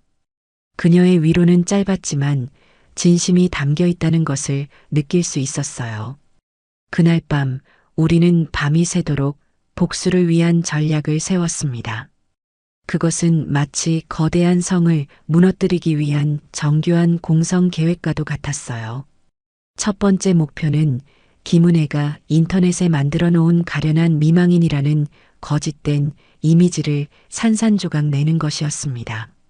오수진은 자신이 활동하는 강남의 VVIP 맘카페를 다음 공격 지점으로 정했습니다. 어머님, 저쪽 세상 여자들은 명분과 체면을 목숨처럼 생각해요. 김은혜가 시어머니를 악녀로 몰아 동정표를 얻었다면 우리는 그녀를 가정을 파괴한 상간녀이자 꽃뱀으로 만들어 사회적으로 완전히 매장시킬 겁니다. 오수진은 직접 장문의 글을 작성하기 시작했습니다. 그녀의 글은 은혜처럼 감정에 호소하는 방식이 아니었어요. 아주 이성적이고 논리적으로 빼도 박도 못할 증거들을 조목조목 제시하는 방식이었습니다. 그녀는 자신을 한 가정을 지키려는 아내이자 엄마로 소개하고 김은혜라는 여자가 어떻게 계획적으로 자기 남편에게 접근했는지, 그리고 그 과정에서 어떻게 또 다른 선량한 남자를 기만하고 죽음에 이르게 했는지를 상세히 서술했습니다. 그리고 그 증거로 카드 내역, 두 사람이 함께 호텔에 드나드는 모습이 찍힌 차량 기록장치 영상 캡처, 그리고 결정적으로 제 아들 민수가 남긴 편지의 일부를 익명으로 처리하여 공개했습니다. 글의 파급력은 상상을 초월했습니다. 은혜가 활동하던 맘카페는 그야말로 뒤집혔습니다. 처음에는 저를 욕하던 여론이 180도 바뀌어 이제는 모두가 은혜를 향해 손가락질하기 시작했습니다. 세상에 두 집안을 동시에 박살낸 희대의 악녀였네. 남편 잃은 슬픔에 매일 운다더니 그 시간에 유부남 만나서 명품 선물을 받았던 거야? 조민수 씨랑 그 어머님이 진짜 불쌍하다. 며칠 만에 은혜는 국민상간녀라는 끔찍한 꼬리표를 달게 되었습니다. 그녀가 인터넷에 올렸던 모든 동정의 글들은 조롱의 대상으로 전락했고 그녀의 신상 정보까지 인터넷에 퍼지기 시작했습니다. 두 번째 목표는 이재혁의 숨통을 조이는 것이었습니다. 저는 법적으로, 오수진은 내부적으로 그를 압박하기 시작했습니다. 저는 변호사를 통해 이재혁에게 친자인지 및 과거 양육비 청구 소송을 제기했습니다. 물론 양육비를 받을 생각은 추호도 없었어요. 그저 그의 이름을 법정 다툼에 공식적으로 끌어들여 그의 사회적 체면에 지울 수 없는 흠집을 내기 위함이었습니다. 소장이 회사로 전달된 날, 이재혁의 명패에는 씻을 수 없는 주홍글씨가 새겨졌습니다. 그와 동시에 오수진은 회사 내부에서 움직였습니다. 그녀는 회사 이사회 임원들과 주요 주주들에게 익명으로 대표이사의 사생활 문제로 인한 기업 이미지 실추 및 경영 리스크에 관한 진정서를 발송했습니다. 진정서 안에는 이재혁의 불륜 사실과 그로 인해 여러 건의 소송에 휘말리게 되었다는 내용이 담겨 있었죠. 보수적인 기업 문화에서 대표이사의 추문은 주가에 영향을 미칠 수 있는 중대한 리스크였습니다. 이사들은 술렁이기 시작했고 이재혁의 입지는 회사 내에서 급격히 흔들리기 시작했습니다. 그는 더 이상 당당하고 여유로운 대표이사가 아니었습니다. 언제 터질지 모르는 문제를 안고 있는 회사의 골칫덩어리로 전락한 것입니다. 저와 오수진, 두 어머니의 완벽한 팀플레이는 그렇게 조용하고도 치명적으로 그들의 세상을 무너뜨리고 있었습니다. 법정에서의 싸움은 생각보다 길고 지루했습니다. 하지만 저와 오수진은 조급해하지 않았어요.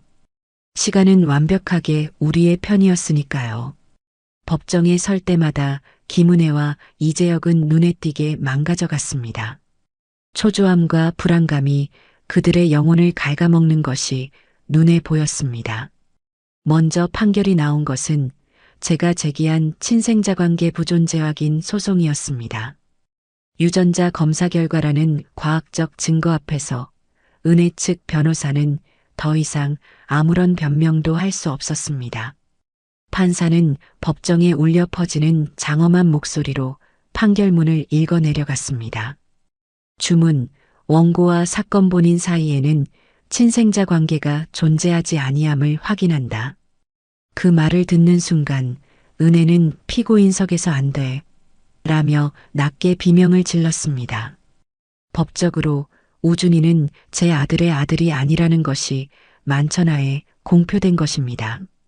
이 판결은 제가 제기한 상속회오 K 청구 소송에도 결정적인 영향을 미쳤습니다. 며느리로서 그리고 아들의 유일한 자녀의 친권자로서 상속권을 주장했던 은혜의 논리는 뿌리부터 흔들리게 된 것이지요. 재판이 진행되는 동안 은혜는 최후의 발악을 했습니다. 결혼 생활 동안 아들 민수를 내조하며 재산 형성에 기여한 바가 있으니 재산의 절반을 분할해달라고 주장한 것입니다. 하지만 저희 측 변호사는 그녀가 결혼 전부터 가지고 있던 막대한 빚을 제 아들의 돈으로 갚았다는 증거와 결혼. 생활 내내 이재혁과 부적절한 관계를 유지하며 사치스러운 생활을 했다는 증거들을 제출하며 그녀의 주장을 조목조목 반박했습니다. 그리고 마침내 상속 재판의 마지막 선고일이 되었습니다. 법정은 수많은 기자들과 방청객들로 가득 차 숨막히는 긴장감이 흘렀습니다. 은혜는 그날따라 더욱 수척하고 초라한 모습으로 피고인석에 앉아 있었습니다. 판사가 자리에서 일어나 판결문을 읽기 시작했습니다. 피고 김은혜는 혼인 기간 내내 원고의 아들인 망자 조민수를 기망하였으며 부정한 행위를 지속하여 혼인 파탄에 주된 책임이 있음이 인정된다. 또한 망자의 사망 이후에도 반성의 기미 없이 망자의 재산을 편취하려는 의도를 보인 박 피고의 재산분할 청구는 기각하며 망자 조민수의 모든 상속 재산은 법적 상속인인 어머니 전미자에게 귀속됨을 선고한다. 땅, 땅, 땅. 판사의 의사봉 소리가 법정을 울리는 순간 은혜는 모든 것을 포기한 듯 그대로 자리에 주저앉고 말았습니다. 저는 아무런 표정 없이 교도관에게 이끌려 나가듯 법정을 빠져나가는 그녀의 뒷모습을 묵묵히 지켜보았습니다. 마음속에서 기쁨보다는 아주 길고 지독했던 열병이 끝났다는 안도감이 밀려왔습니다. 법원 복도를 걸어 나오는데 저 멀리서 오수진이 저를 기다리고 있었습니다. 그녀는 제게 다가와 말없이 고개를 끄덕여 보였습니다. 이제 그녀의 차례였습니다. 오수진이 이재혁과 김은혜를 상대로 제기한 손해배상 청구 소송은 그야말로 일사천리로 진행되었습니다. 오수진이 제출한 증거들은 너무나도 명백하고 강력했습니다. 특히 제 아들 민수가 남긴 마지막 편지는 재판부의 마음을 움직이는 결정적인 역할을 했습니다. 한 가정을 파탄낸 것을 넘어 한 젊은이를 죽음으로까지 몰고 간 그들의 부정한 행위에 대해 재판부는 이례적으로 높은 금액의 배상금을 판결했습니다. 이재혁과 김은혜는 연대하여 오수진에게 수억 원에 달하는 돈을 지급하라는 판결이 내려졌습니다. 이재혁은 법정에서 끝까지 고개를 숙인 채 아무 말도 하지 못했습니다. 한때는 세상을 다 가진 듯 거만했던 그의 어깨는 한없이 축 처져 있었고 그의 눈에는 깊은 절망감만이 어려 있었습니다. 그는 이 재판으로 인해 아내뿐만 아니라 회사 대표 자리와 사회적 명성까지 모든 것을 잃게 될 것이 분명했습니다. 저는 방청석 가장 뒷자리에 앉아 한 남자가 무너져 내리는 과정을 조용히 지켜보았습니다. 제 아들이 느꼈을 절망감에 비하면 저것은 아무것도 아니라고 생각했습니다. 모든 재판이 끝나고 저는 오수진과 함께 법원 앞 계단을 내려왔습니다. 눈부신 햇살이 쏟아져 내렸고 저는 아주 오랜만에 깊은 숨을 내쉬었습니다. 길고 길었던 법의 심판이 드디어 끝이 난 것이었습니다. 오수진이 제게 손을 내밀었습니다. 어머님, 고생 많으셨습니다. 이제 모든 것이 제자리로 돌아갈 겁니다. 저는 그녀의 손을 마주 잡았습니다. 우리는 서로 다른 이유로 싸웠지만 결국 같은 목적을 이루어낸 전우였습니다. 오 대표도 고생 많았소. 우리의 짧은 악수에는 그 어떤 긴 말보다 더 많은 의미가 담겨 있었습니다. 이제 남은 것은 법의 심판보다 더 무서운 현실의 심판을 그들이 어떻게 감당하는지 지켜보는 것뿐이었습니다. 법의 심판이 끝나자 현실의 심판은 그보다 훨씬 더 빠르고 가혹하게 그들을 덮쳤습니다. 저는 법원의 판결문을 근거로 제 아들 명의로 되어 있던 모든 재산에 대한 권리를 즉시 되찾아왔습니다. 가장 먼저 한 일은 은혜와 사돈이 살고 있던 아들의 집을 비우게 하는 것이었죠. 법원에서 퇴거 명령이 떨어지자 그들은 더 이상 버틸 수 없었습니다. 제가 변호사와 함께 집에 찾아갔을 때 그들은 마지막 남은 짐을 싸고 있었습니다. 한때는 행복한 웃음소리가 가득했던 내 아들의 피와 땀이 서린 그 집은 이제 그들의 탐욕과 악취로 가득한 쓰레기장처럼 변해 있었습니다. 어머님, 아니 여사님, 저희가 잘못했어요. 제발 하루만, 단 하루만 더 머물게 해주세요. 당장 갈 곳이 없어요. 은혜는 제 바짓가랑이를 붙잡고 애원했지만 제 마음은 조금도 흔들리지 않았습니다. 갈 곳이 없는 건 니년 사정이지 내 사정이 아니다. 내 아들이 저 차가운 땅 속에 누워 있는데 내가 어찌 너희들을 단 하루라도 더 이 집에 머물게 하겠느냐. 당장 나가거라. 제 싸늘한 말에 은혜는 결국 모든 것을 포기하고 주저앉아 울기 시작했습니다. 하지만 그녀의 옆에 있던 사돈의 눈빛은 달랐습니다. 그녀의 눈에는 눈물 대신 저를 향한 지독한 원망과 증오가 이글거리고 있었어요. 결국 그들은 마지막 남은 값 나가는 물건들을 챙겨 도망치듯 집에서 쫓겨났습니다. 저는 그들이 떠난 뒤 문을 활짝 열어 집안의 모든 공기를 환기시켰습니다. 그리고는 며칠에 걸쳐 그들이 남기고 간 모든 흔적들을 지워냈습니다.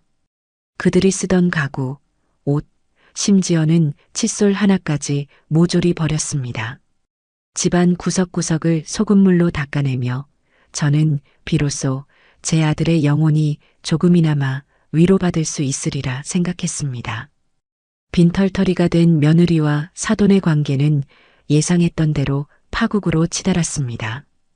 돈이 있을 때는 서로를 위하는 척했던 그들이었지만 모든 것을 잃고 나자 서로에게 모든 책임을 떠넘기며 추악한 본성을 드러내기 시작했습니다. 박 실장의 마지막 보고에 따르면 그들은 보증금도 없는 허름한 월세방을 구해 함께 지내기 시작했지만 하루가 멀다 하고 끔찍한 싸움을 벌인다고 했습니다. 이게 다 너 때문이야.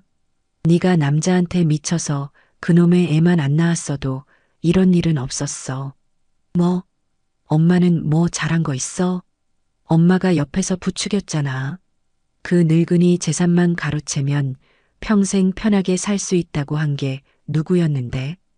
그들은 서로의 머리채를 잡고 욕설을 퍼붓는 것도 모자라 서로의 물건을 훔쳐다 팔아 몇 푼 안 되는 돈을 마련하는 지경에 이르렀다고 합니다.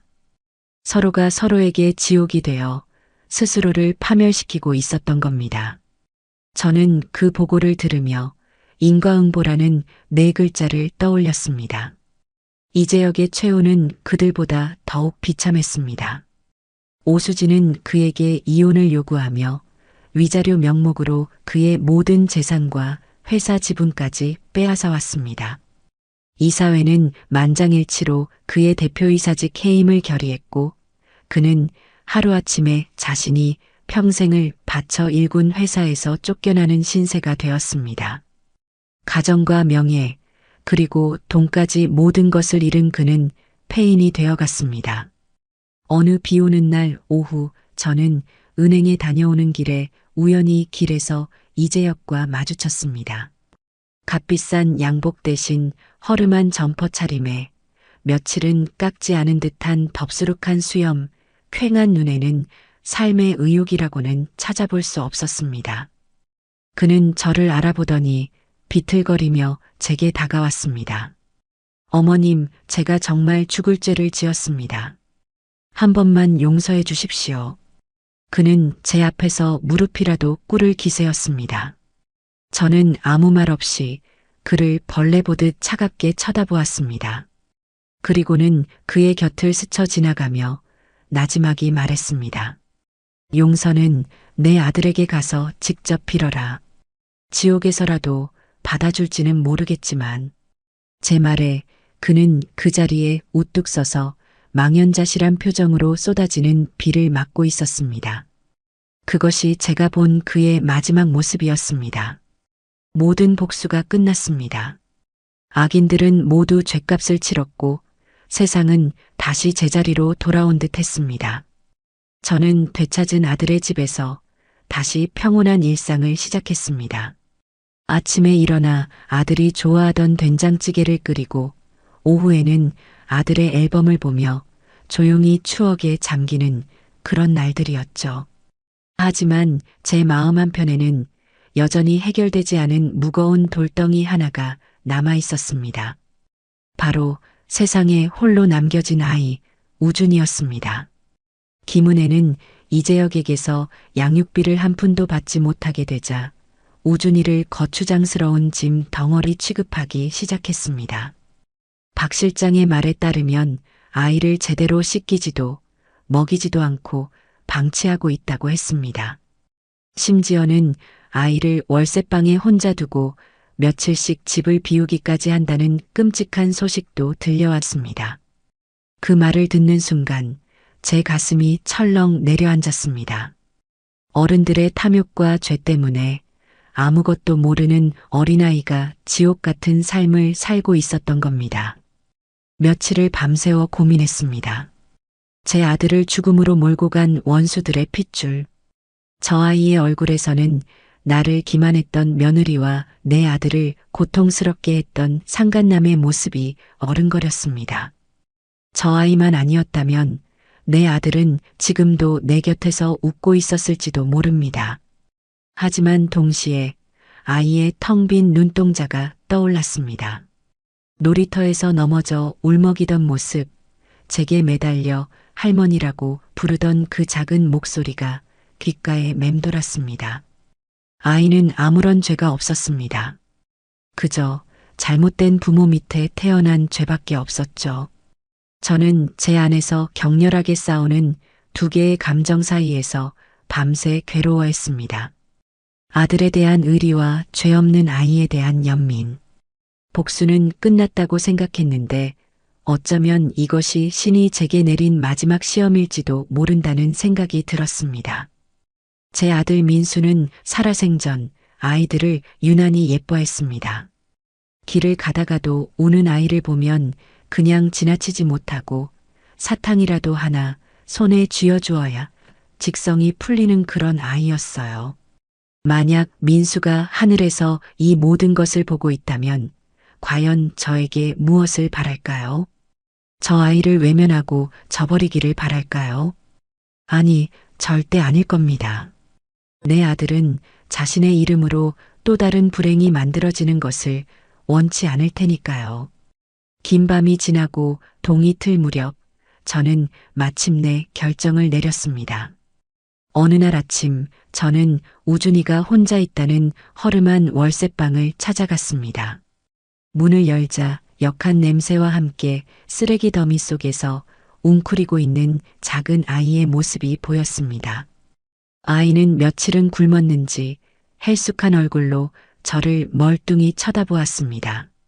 저는 아무 말 없이 아이에게 다가가 더러워진 아이의 몸을 안아들었습니다. 아이는 놀라지도 않고 마치 기다렸다는 듯 제 어깨에 작은 머리를 기댔습니다. 아가, 배고프지? 할머니랑 같이 가자. 따뜻한 밥 먹으러. 제 목소리는 저도 모르게 떨리고 있었습니다. 저는 아이를 품에 안고 그 지옥 같은 방을 나섰습니다. 이것은 용서가 아니었습니다. 그리고 사랑은 더더욱 아니었지요.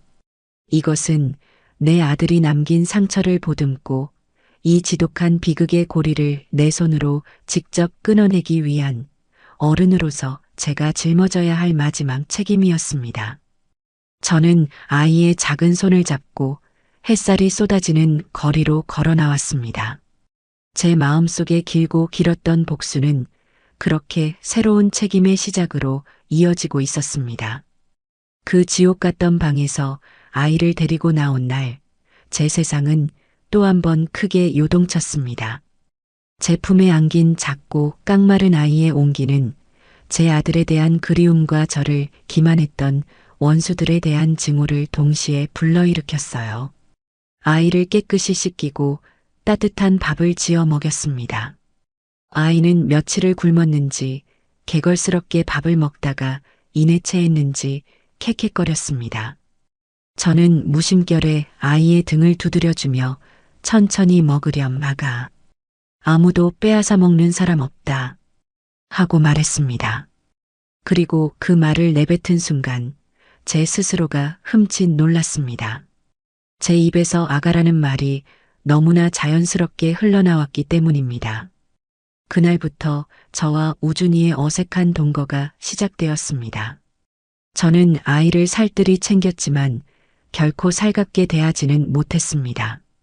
아이에게 장난감을 사주고 좋은 옷을 입혔지만 잠든 아이의 얼굴을 들여다볼 때면 제 아들의 고통이 떠올라 밤새 잠을 설쳤습니다.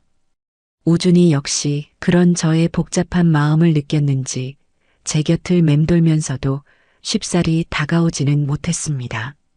그저 제 눈치를 살피며 조용히 그림을 그리거나 혼자 노는 시간이 많아졌지요. 우리 사이에는 보이지 않는 거대한 벽이 존재했습니다. 아이는 제게 할머니라고 불렀지만 저는 끝내 아이의 이름을 다정하게 불러주지 못했습니다. 시간이 흐를수록 제 마음의 갈등은 더욱 깊어졌습니다. 이 아이를 어떻게 해야 할 것인가? 제가 평생 거두어 키울 수는 없는 노릇이었습니다. 저 아이는 제게 평생 아들의 상처를 떠올리게 하는 존재이자 제가 온전한 사랑을 줄 수 없는 존재였으니까요. 그렇다고 다시 그 지옥 같은 어미에게 돌려보낼 수도 무책임하게 시설에 보낼 수도 없었습니다. 그것은 제 아들이 원하는 바가 아닐 것이 분명했습니다. 저는 며칠 밤낮을 고민한 끝에 이 아이에게 새로운 가족을 찾아주기로 결심했습니다. 피와 원한으로 얽힌 저와의 인연을 끊고 아무런 편견 없이 이 아이를 사랑으로 품어줄 수 있는 그런 따뜻한 가정을 찾아주는 것이 제가 아이에게 해줄 수 있는 최선이자 마지막 책임이라고 생각했습니다. 결심을 굳힌 저는 다시 변호사를 찾아갔습니다. 제 이야기를 들은 변호사는 잠시 놀란 표정을 짓더니 이내 깊은 존경심이 담긴 눈빛으로 저를 바라보았습니다. 어머님, 정말 대단한 결정을 하셨습니다. 제가 아는 선에서 가장 신뢰할 수 있는 입양기관과 연결해드리겠습니다. 아이의 미래를 위해 최고의 가정을 찾을 수 있도록 저도 최선을 다해 돕겠습니다. 그날 이후 저는 변호사와 함께 우준이의 새로운 부모를 찾기 위한 긴 여정을 시작했습니다. 입양기관을 통해 몇몇 부부들을 소개받았습니다. 모두들 좋은 사람들이었지만 제 마음에는 무언가 채워지지 않는 불안감이 있었습니다. 그러던 중 기관으로부터 한 부부에 대한 서류를 건네받았습니다. 남편은 아동문학을 전공한 대학 교수였고 아내는 아이들을 위한 그림책을 그리는 작가였습니다. 두 사람은 오랫동안 아이를 간절히 원했지만 갖지 못했고 그 아픔을 세상의 다른 아이들을 위한 책을 만드는 것으로 승화시키고 있는 사람들이었습니다. 저는 그들의 서류를 읽는 것만으로도 마음이 따뜻해지는 것을 느꼈습니다. 며칠 뒤 약속을 잡고 그 부부를 직접 만났습니다. 사진보다 훨씬 더 온화하고 선한 인상을 가진 사람들이었어요. 저는 그들 앞에서 조금도 숨기지 않고 우준이의 출생에 얽힌 모든 비극적인 이야기들을 털어놓았습니다. 아이의 친모와 친부가 어떤 죄를 지었는지, 그리고 제가 왜 이 아이를 직접 키울 수 없는지에 대해서요.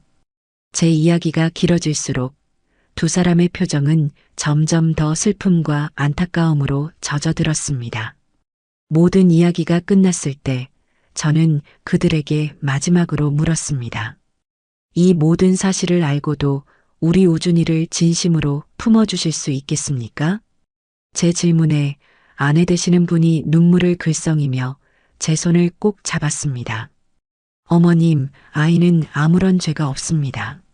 아이가 겪었을 상처를 생각하니 저희가 더 마음이 아픕니다. 저희가 우준이의 좋은 부모가 되어 그 모든 상처를 사랑으로 덮어주고 싶습니다. 저희에게 우준이를 보내주세요. 남편 역시 굳은 표정으로 고개를 끄덕였습니다. 저는 그들의 진심 어린 눈빛을 보고 비로소 마음을 놓을 수 있었습니다. 이 사람들이라면 내 아들이 하늘에서도 안심하고 맡길 수 있겠다는 확신이 들었습니다. 이제 마지막 관문이 남았습니다. 바로 김은혜의 친권을 정리하는 것이었죠. 저는 변호사를 통해 구치소에 수감되어 재판을 기다리고 있는 은혜에게 친권 포기 각서를 내밀었습니다. 그리고 마지막 제안을 건넸습니다. 이 각서에 도장을 찍으면 너가 평생 먹고 살 수 있을 정도는 아니지만 새 출발을 할 수 있는 최소한의 자금은 내가 지원해 주겠다. 하지만 끝까지 아이를 붙들고 늘어진다면 나는 너를 추가 고소할 것이고 너는 평생 감옥에서 썩게 될 것이다. 물론 돈은 단 1원도 구경하지 못할 테고 돈, 그것은 그녀의 유일한 아킬레스건이었습니다. 며칠을 고민하던 은혜는 결국 돈을 선택했습니다. 그녀는 변호사가 내민 친권 포기 각서에 망설임 없이 도장을 찍었습니다. 아이의 안부를 묻거나 마지막으로 얼굴이라도 한번 보게 해달라는 말은 단 한마디도 하지 않았습니다. 그렇게 그녀는 제 아이의 엄마가 될 자격을 스스로 내던져 버렸습니다. 우준이를 새로운 부모에게 보내는 날, 저는 아이에게 가장 예쁜 옷을 입히고 가장 좋은 신발을 신겼습니다. 아이는 무엇을 아는지 모르는지 그저 새 옷이 좋은지 해맑게 웃고 있었어요. 약속 장소에 나가자 새로운 부모가 아이를 보고 환하게 웃으며 달려왔습니다. 그들은 우준이의 눈높이에 맞춰 무릎을 꿇고 아이를 따뜻하게 안아주었습니다. 우준아, 안녕? 이제부터 우리가 네 엄마 아빠란다. 우리 잘 지내보자. 아이는 낯을 가릴 법도 한데 신기하게도 그들의 품에 자연스럽게 안겼습니다. 아마도 아이는 본능적으로 진정한 사랑을 알아보았던 것이겠지요. 저는 멀찍이 서서 세 사람이 손을 잡고 멀어져가는 뒷모습을 바라보았습니다. 아이는 뒤도 한번 돌아보지 않았습니다. 서운한 마음보다는 다행이라는 생각이 더 컸습니다. 제품을 떠나는 아이의 뒷모습 위로 하늘에 있는 내 아들 민수의 얼굴이 겹쳐 보였습니다. 저는 나지막이 속삭였습니다. 민수야, 이제 됐지? 엄마가 그 아이에게도 새로운 삶을 찾아주었다. 그러니 이제 너도 모든 것을 잊고 편히 쉬렴. 제 뺨 위로 뜨거운 눈물이 흘러내렸습니다. 그것은 슬픔의 눈물이 아닌 길고 길었던 책임을 마침내 끝냈다는 안도의 눈물이었습니다. 우준이를 떠나보내고 제 삶에는 다시 한번 커다란 공허함이 찾아왔습니다. 복수가 끝났을 때와는 또 다른 종류의 허전함이었어요. 아들을 잃고 며느리와 사돈을 심판하고 남겨진 아이의 운명까지 정리하고 나니 이제 제 인생의 넓은 과업이 모두 끝난 것 같은 기분이었습니다. 아들이 남긴 넓은 집에는 다시 저 혼자 덩그러니 남았고 그 적막함은 때때로 제 숨을 턱 막히게 했습니다. 저는 한동안 무기력하게 시간을 보냈습니다. 밥을 먹어도 맛을 몰랐고 텔레비전을 켜도 내용은 귀에 들어오지 않았어요. 그저 창밖을 멍하니 바라보며 제 아들 민수를 그리고 아주 잠시 제 곁에 머물렀던 우준이를 떠올릴 뿐이었습니다. 그러던 어느 날 변호사에게서 연락이 왔습니다. 상속 재산 정리가 모두 마무리되었으니 마지막으로 서류에 도장을 찍어야 한다는 것이었죠. 변호사 사무실을 찾아가 수많은 서류들을 마주하고 나서야 저는 제게 얼마나 많은 재산이 돌아왔는지 실감할 수 있었습니다. 아들이 살던 아파트, 아들이 꼬박꼬박 부어왔던 적금, 그리고 김은혜에게 넘어갈 뻔했던 거액의 생명보험금까지. 그것은 평생 시장 좌판에서 푼돈을 아끼며 살아온 제게는 평생 다 쓰지 못할 만큼 큰 돈이었습니다. 하지만 그 돈을 보고도 제 마음은 조금도 기쁘지 않았습니다. 이 모든 것은 제 아들의 목숨과 맞바꾼 피눈물 섞인 돈이었으니까요. 어머님, 이제 이 돈으로 편안하게 노후를 보내시면 됩니다. 그동안 정말 고생 많으셨습니다. 변호사의 위로에 저는 씁쓸하게 웃으며 고개를 저었습니다. 변호사님, 이 돈은 내 돈이 아닙니다. 내 아들의 피가 묻어 있는 돈이에요. 제가 어찌 이 돈으로 발 뻗고 편히 잠을 잘 수 있겠습니까? 저는 그 자리에서 결심했습니다. 이 돈을 제 아들의 이름으로 가장 의미 있는 곳에 사용하기로요. 복수의 도구로 쓰였던 이 돈을 이제는 희망의 씨앗으로 바꾸어야겠다고 마음먹었습니다.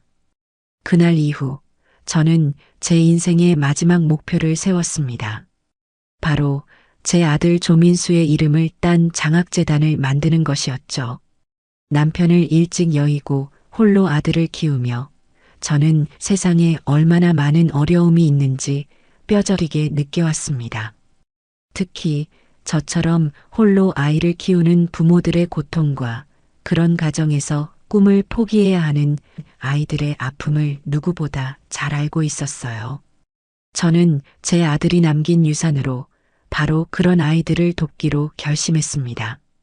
제 아들 민수는 살아생전 유난히 아이들을 예뻐하고 마음이 약한 아이였으니까요.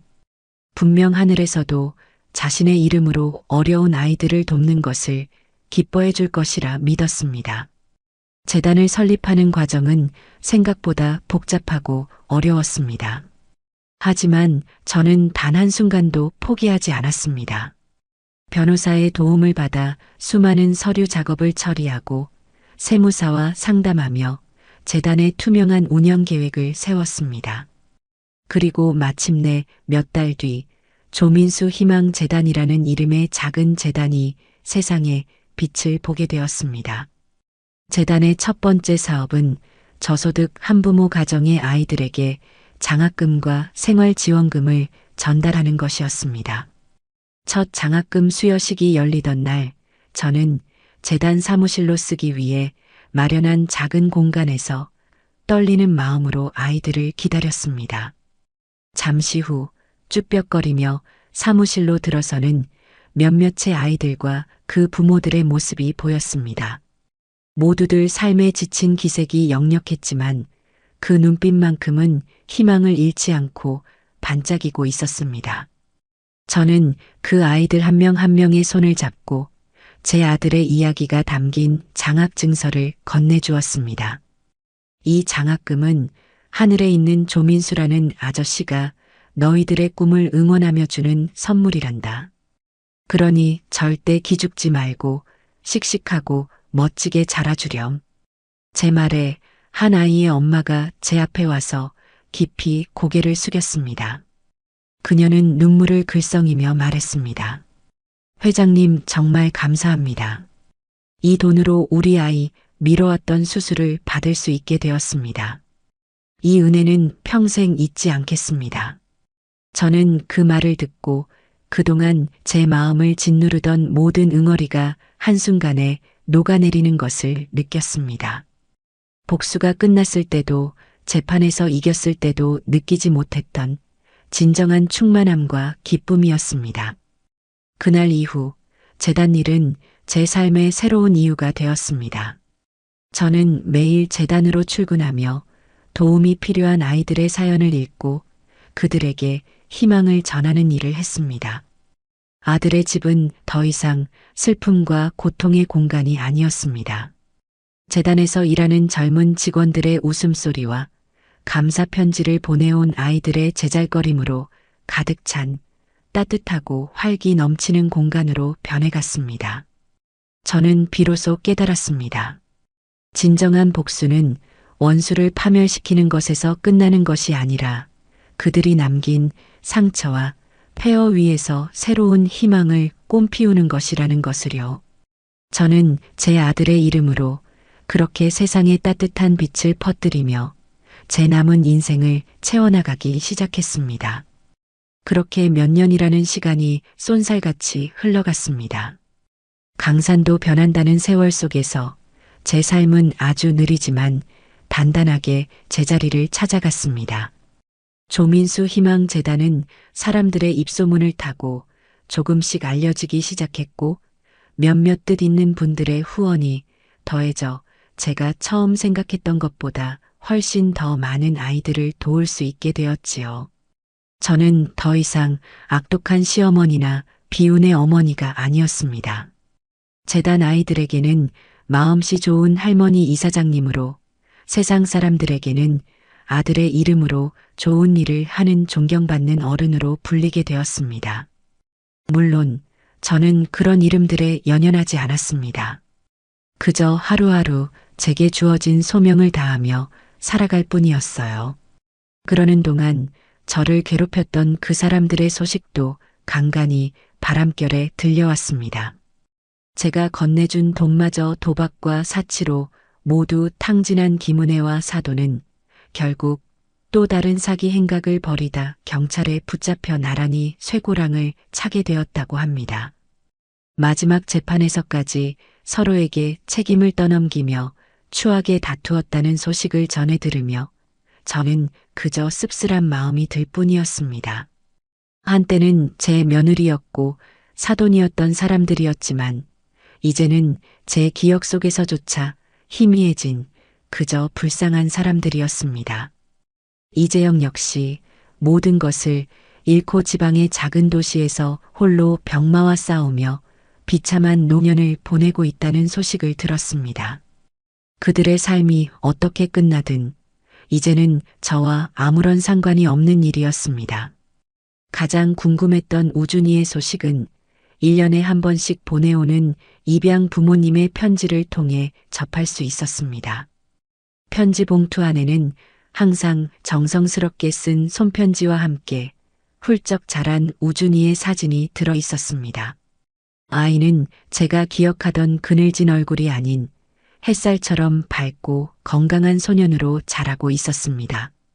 그림에 소질이 있어 전국 어린이 미술대회에서 큰 상을 받기도 하고 친구들 사이에서도 인기가 많은 모범생이라고 했습니다. 편지 말미에는 항상 우준이가 직접 쓴 짧은 편지가 붙어 있었습니다. 할머니, 잘 지내세요? 저는 엄마 아빠 사랑 듬뿍 받으면서 행복하게 잘 지내고 있어요. 다음에는 더 멋진 그림 그려서 보내드릴게요. 서툴지만 정성이 가득한 아이의 글씨를 보며 저는 저도 모르게 눈시울이 붉어졌습니다. 제가 내렸던 결정이 틀리지 않았다는 안도감과 아이에 대한 고마움이 뒤섞인 눈물이었습니다. 재단 일이 어느 정도 안정을 찾은 뒤 저는 아주 오랜만에 혼자만의 시간을 갖기로 했습니다.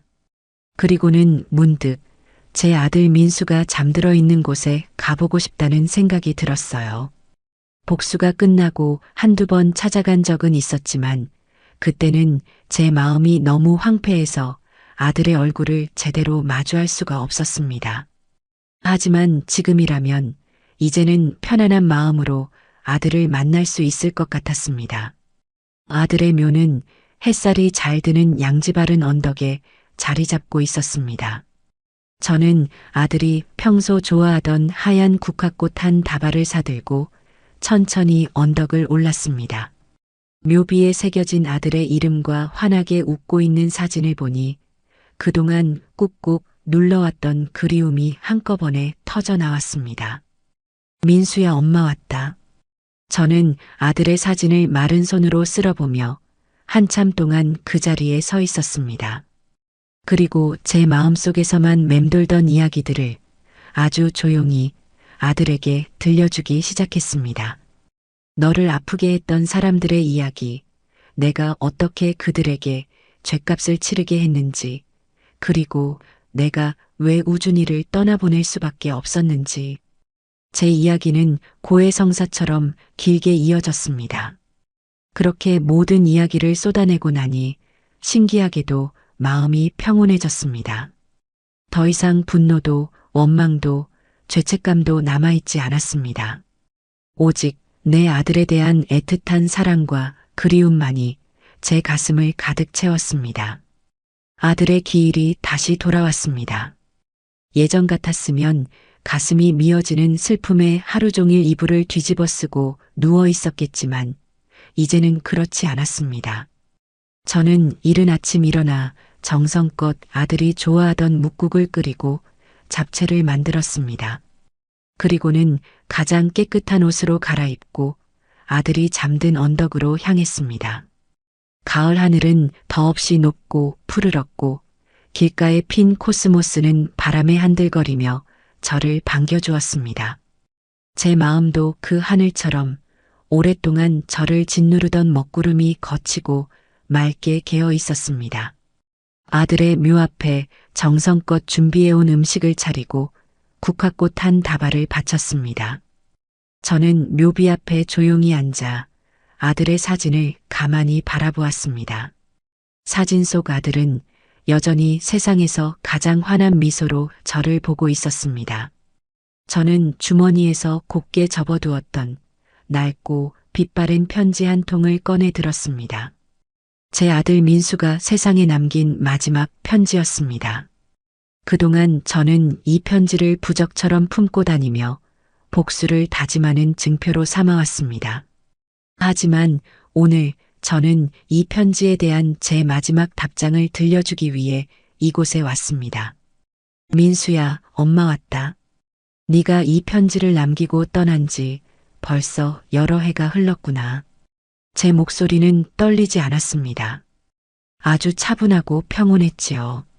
네가 편지에 썼던 그 모든 고통과 절망, 엄마가 이제 다 거두어 갔다. 너를 배신하고 기만했던 사람들 모두 자신들의 죄에 합당한 벌을 받았어. 그러니 이제 더는 아파하지도 억울해하지도 마라. 저는 잠시 숨을 고르고 가장 힘겹게 꺼내야 했던 이야기를 시작했습니다. 그리고 우준이 말이다. 그 아이 아주 좋은 부모 만나서 밝고 건강하게 잘 자라고 있단다. 얼마 전에 편지가 왔는데 그림을 아주 잘 그려서 큰 상도 받았다고 하더구나. 네가 하늘에서 봤어도 분명 기특해했을 거야. 엄마가 그 아이를 직접 거두지는 못했지만 그 아이가 행복하게 살아갈 수 있는 길은 열어주었으니 부디 엄마의 결정을 이해해 주렴. 저는 아들의 사진을 향해 희미하게 미소 지었습니다. 그리고 제 삶에 대한 마지막 보고를 시작했습니다. 엄마는 이제 괜찮다. 네가 남겨준 돈으로 네 이름으로 된 재단을 만들었어. 너처럼 마음이 따뜻했지만 세상의 어려움 때문에 꿈을 펼치지 못하는 아이들을 돕는 곳이란다. 매일 그 아이들의 웃음소리를 들으며 엄마는 네가 곁에 함께 있다고 생각하며 살아가고 있다느나. 그러니 이제 정말 아무 걱정하지 마라. 저는 자리에서 일어나 아들의 편지를 묘비 앞에 고이 내려놓았습니다. 그리고는 그 편지 위에 제가 평생 간직해온 제 남편의 유품인 낡은 회중시계를 올려놓았습니다. 이제 아빠 곁으로 가거라, 내 아들. 가서 이 못난 어미 때문에 고생 많았다고, 그래도 마지막에는 모든 것을 제자리로 돌려놓고 왔다고 칼이 전해주렴. 저는 더 이상 뒤돌아보지 않았습니다. 언덕을 내려오는 제 발걸음은 더 이상 무겁지 않았습니다.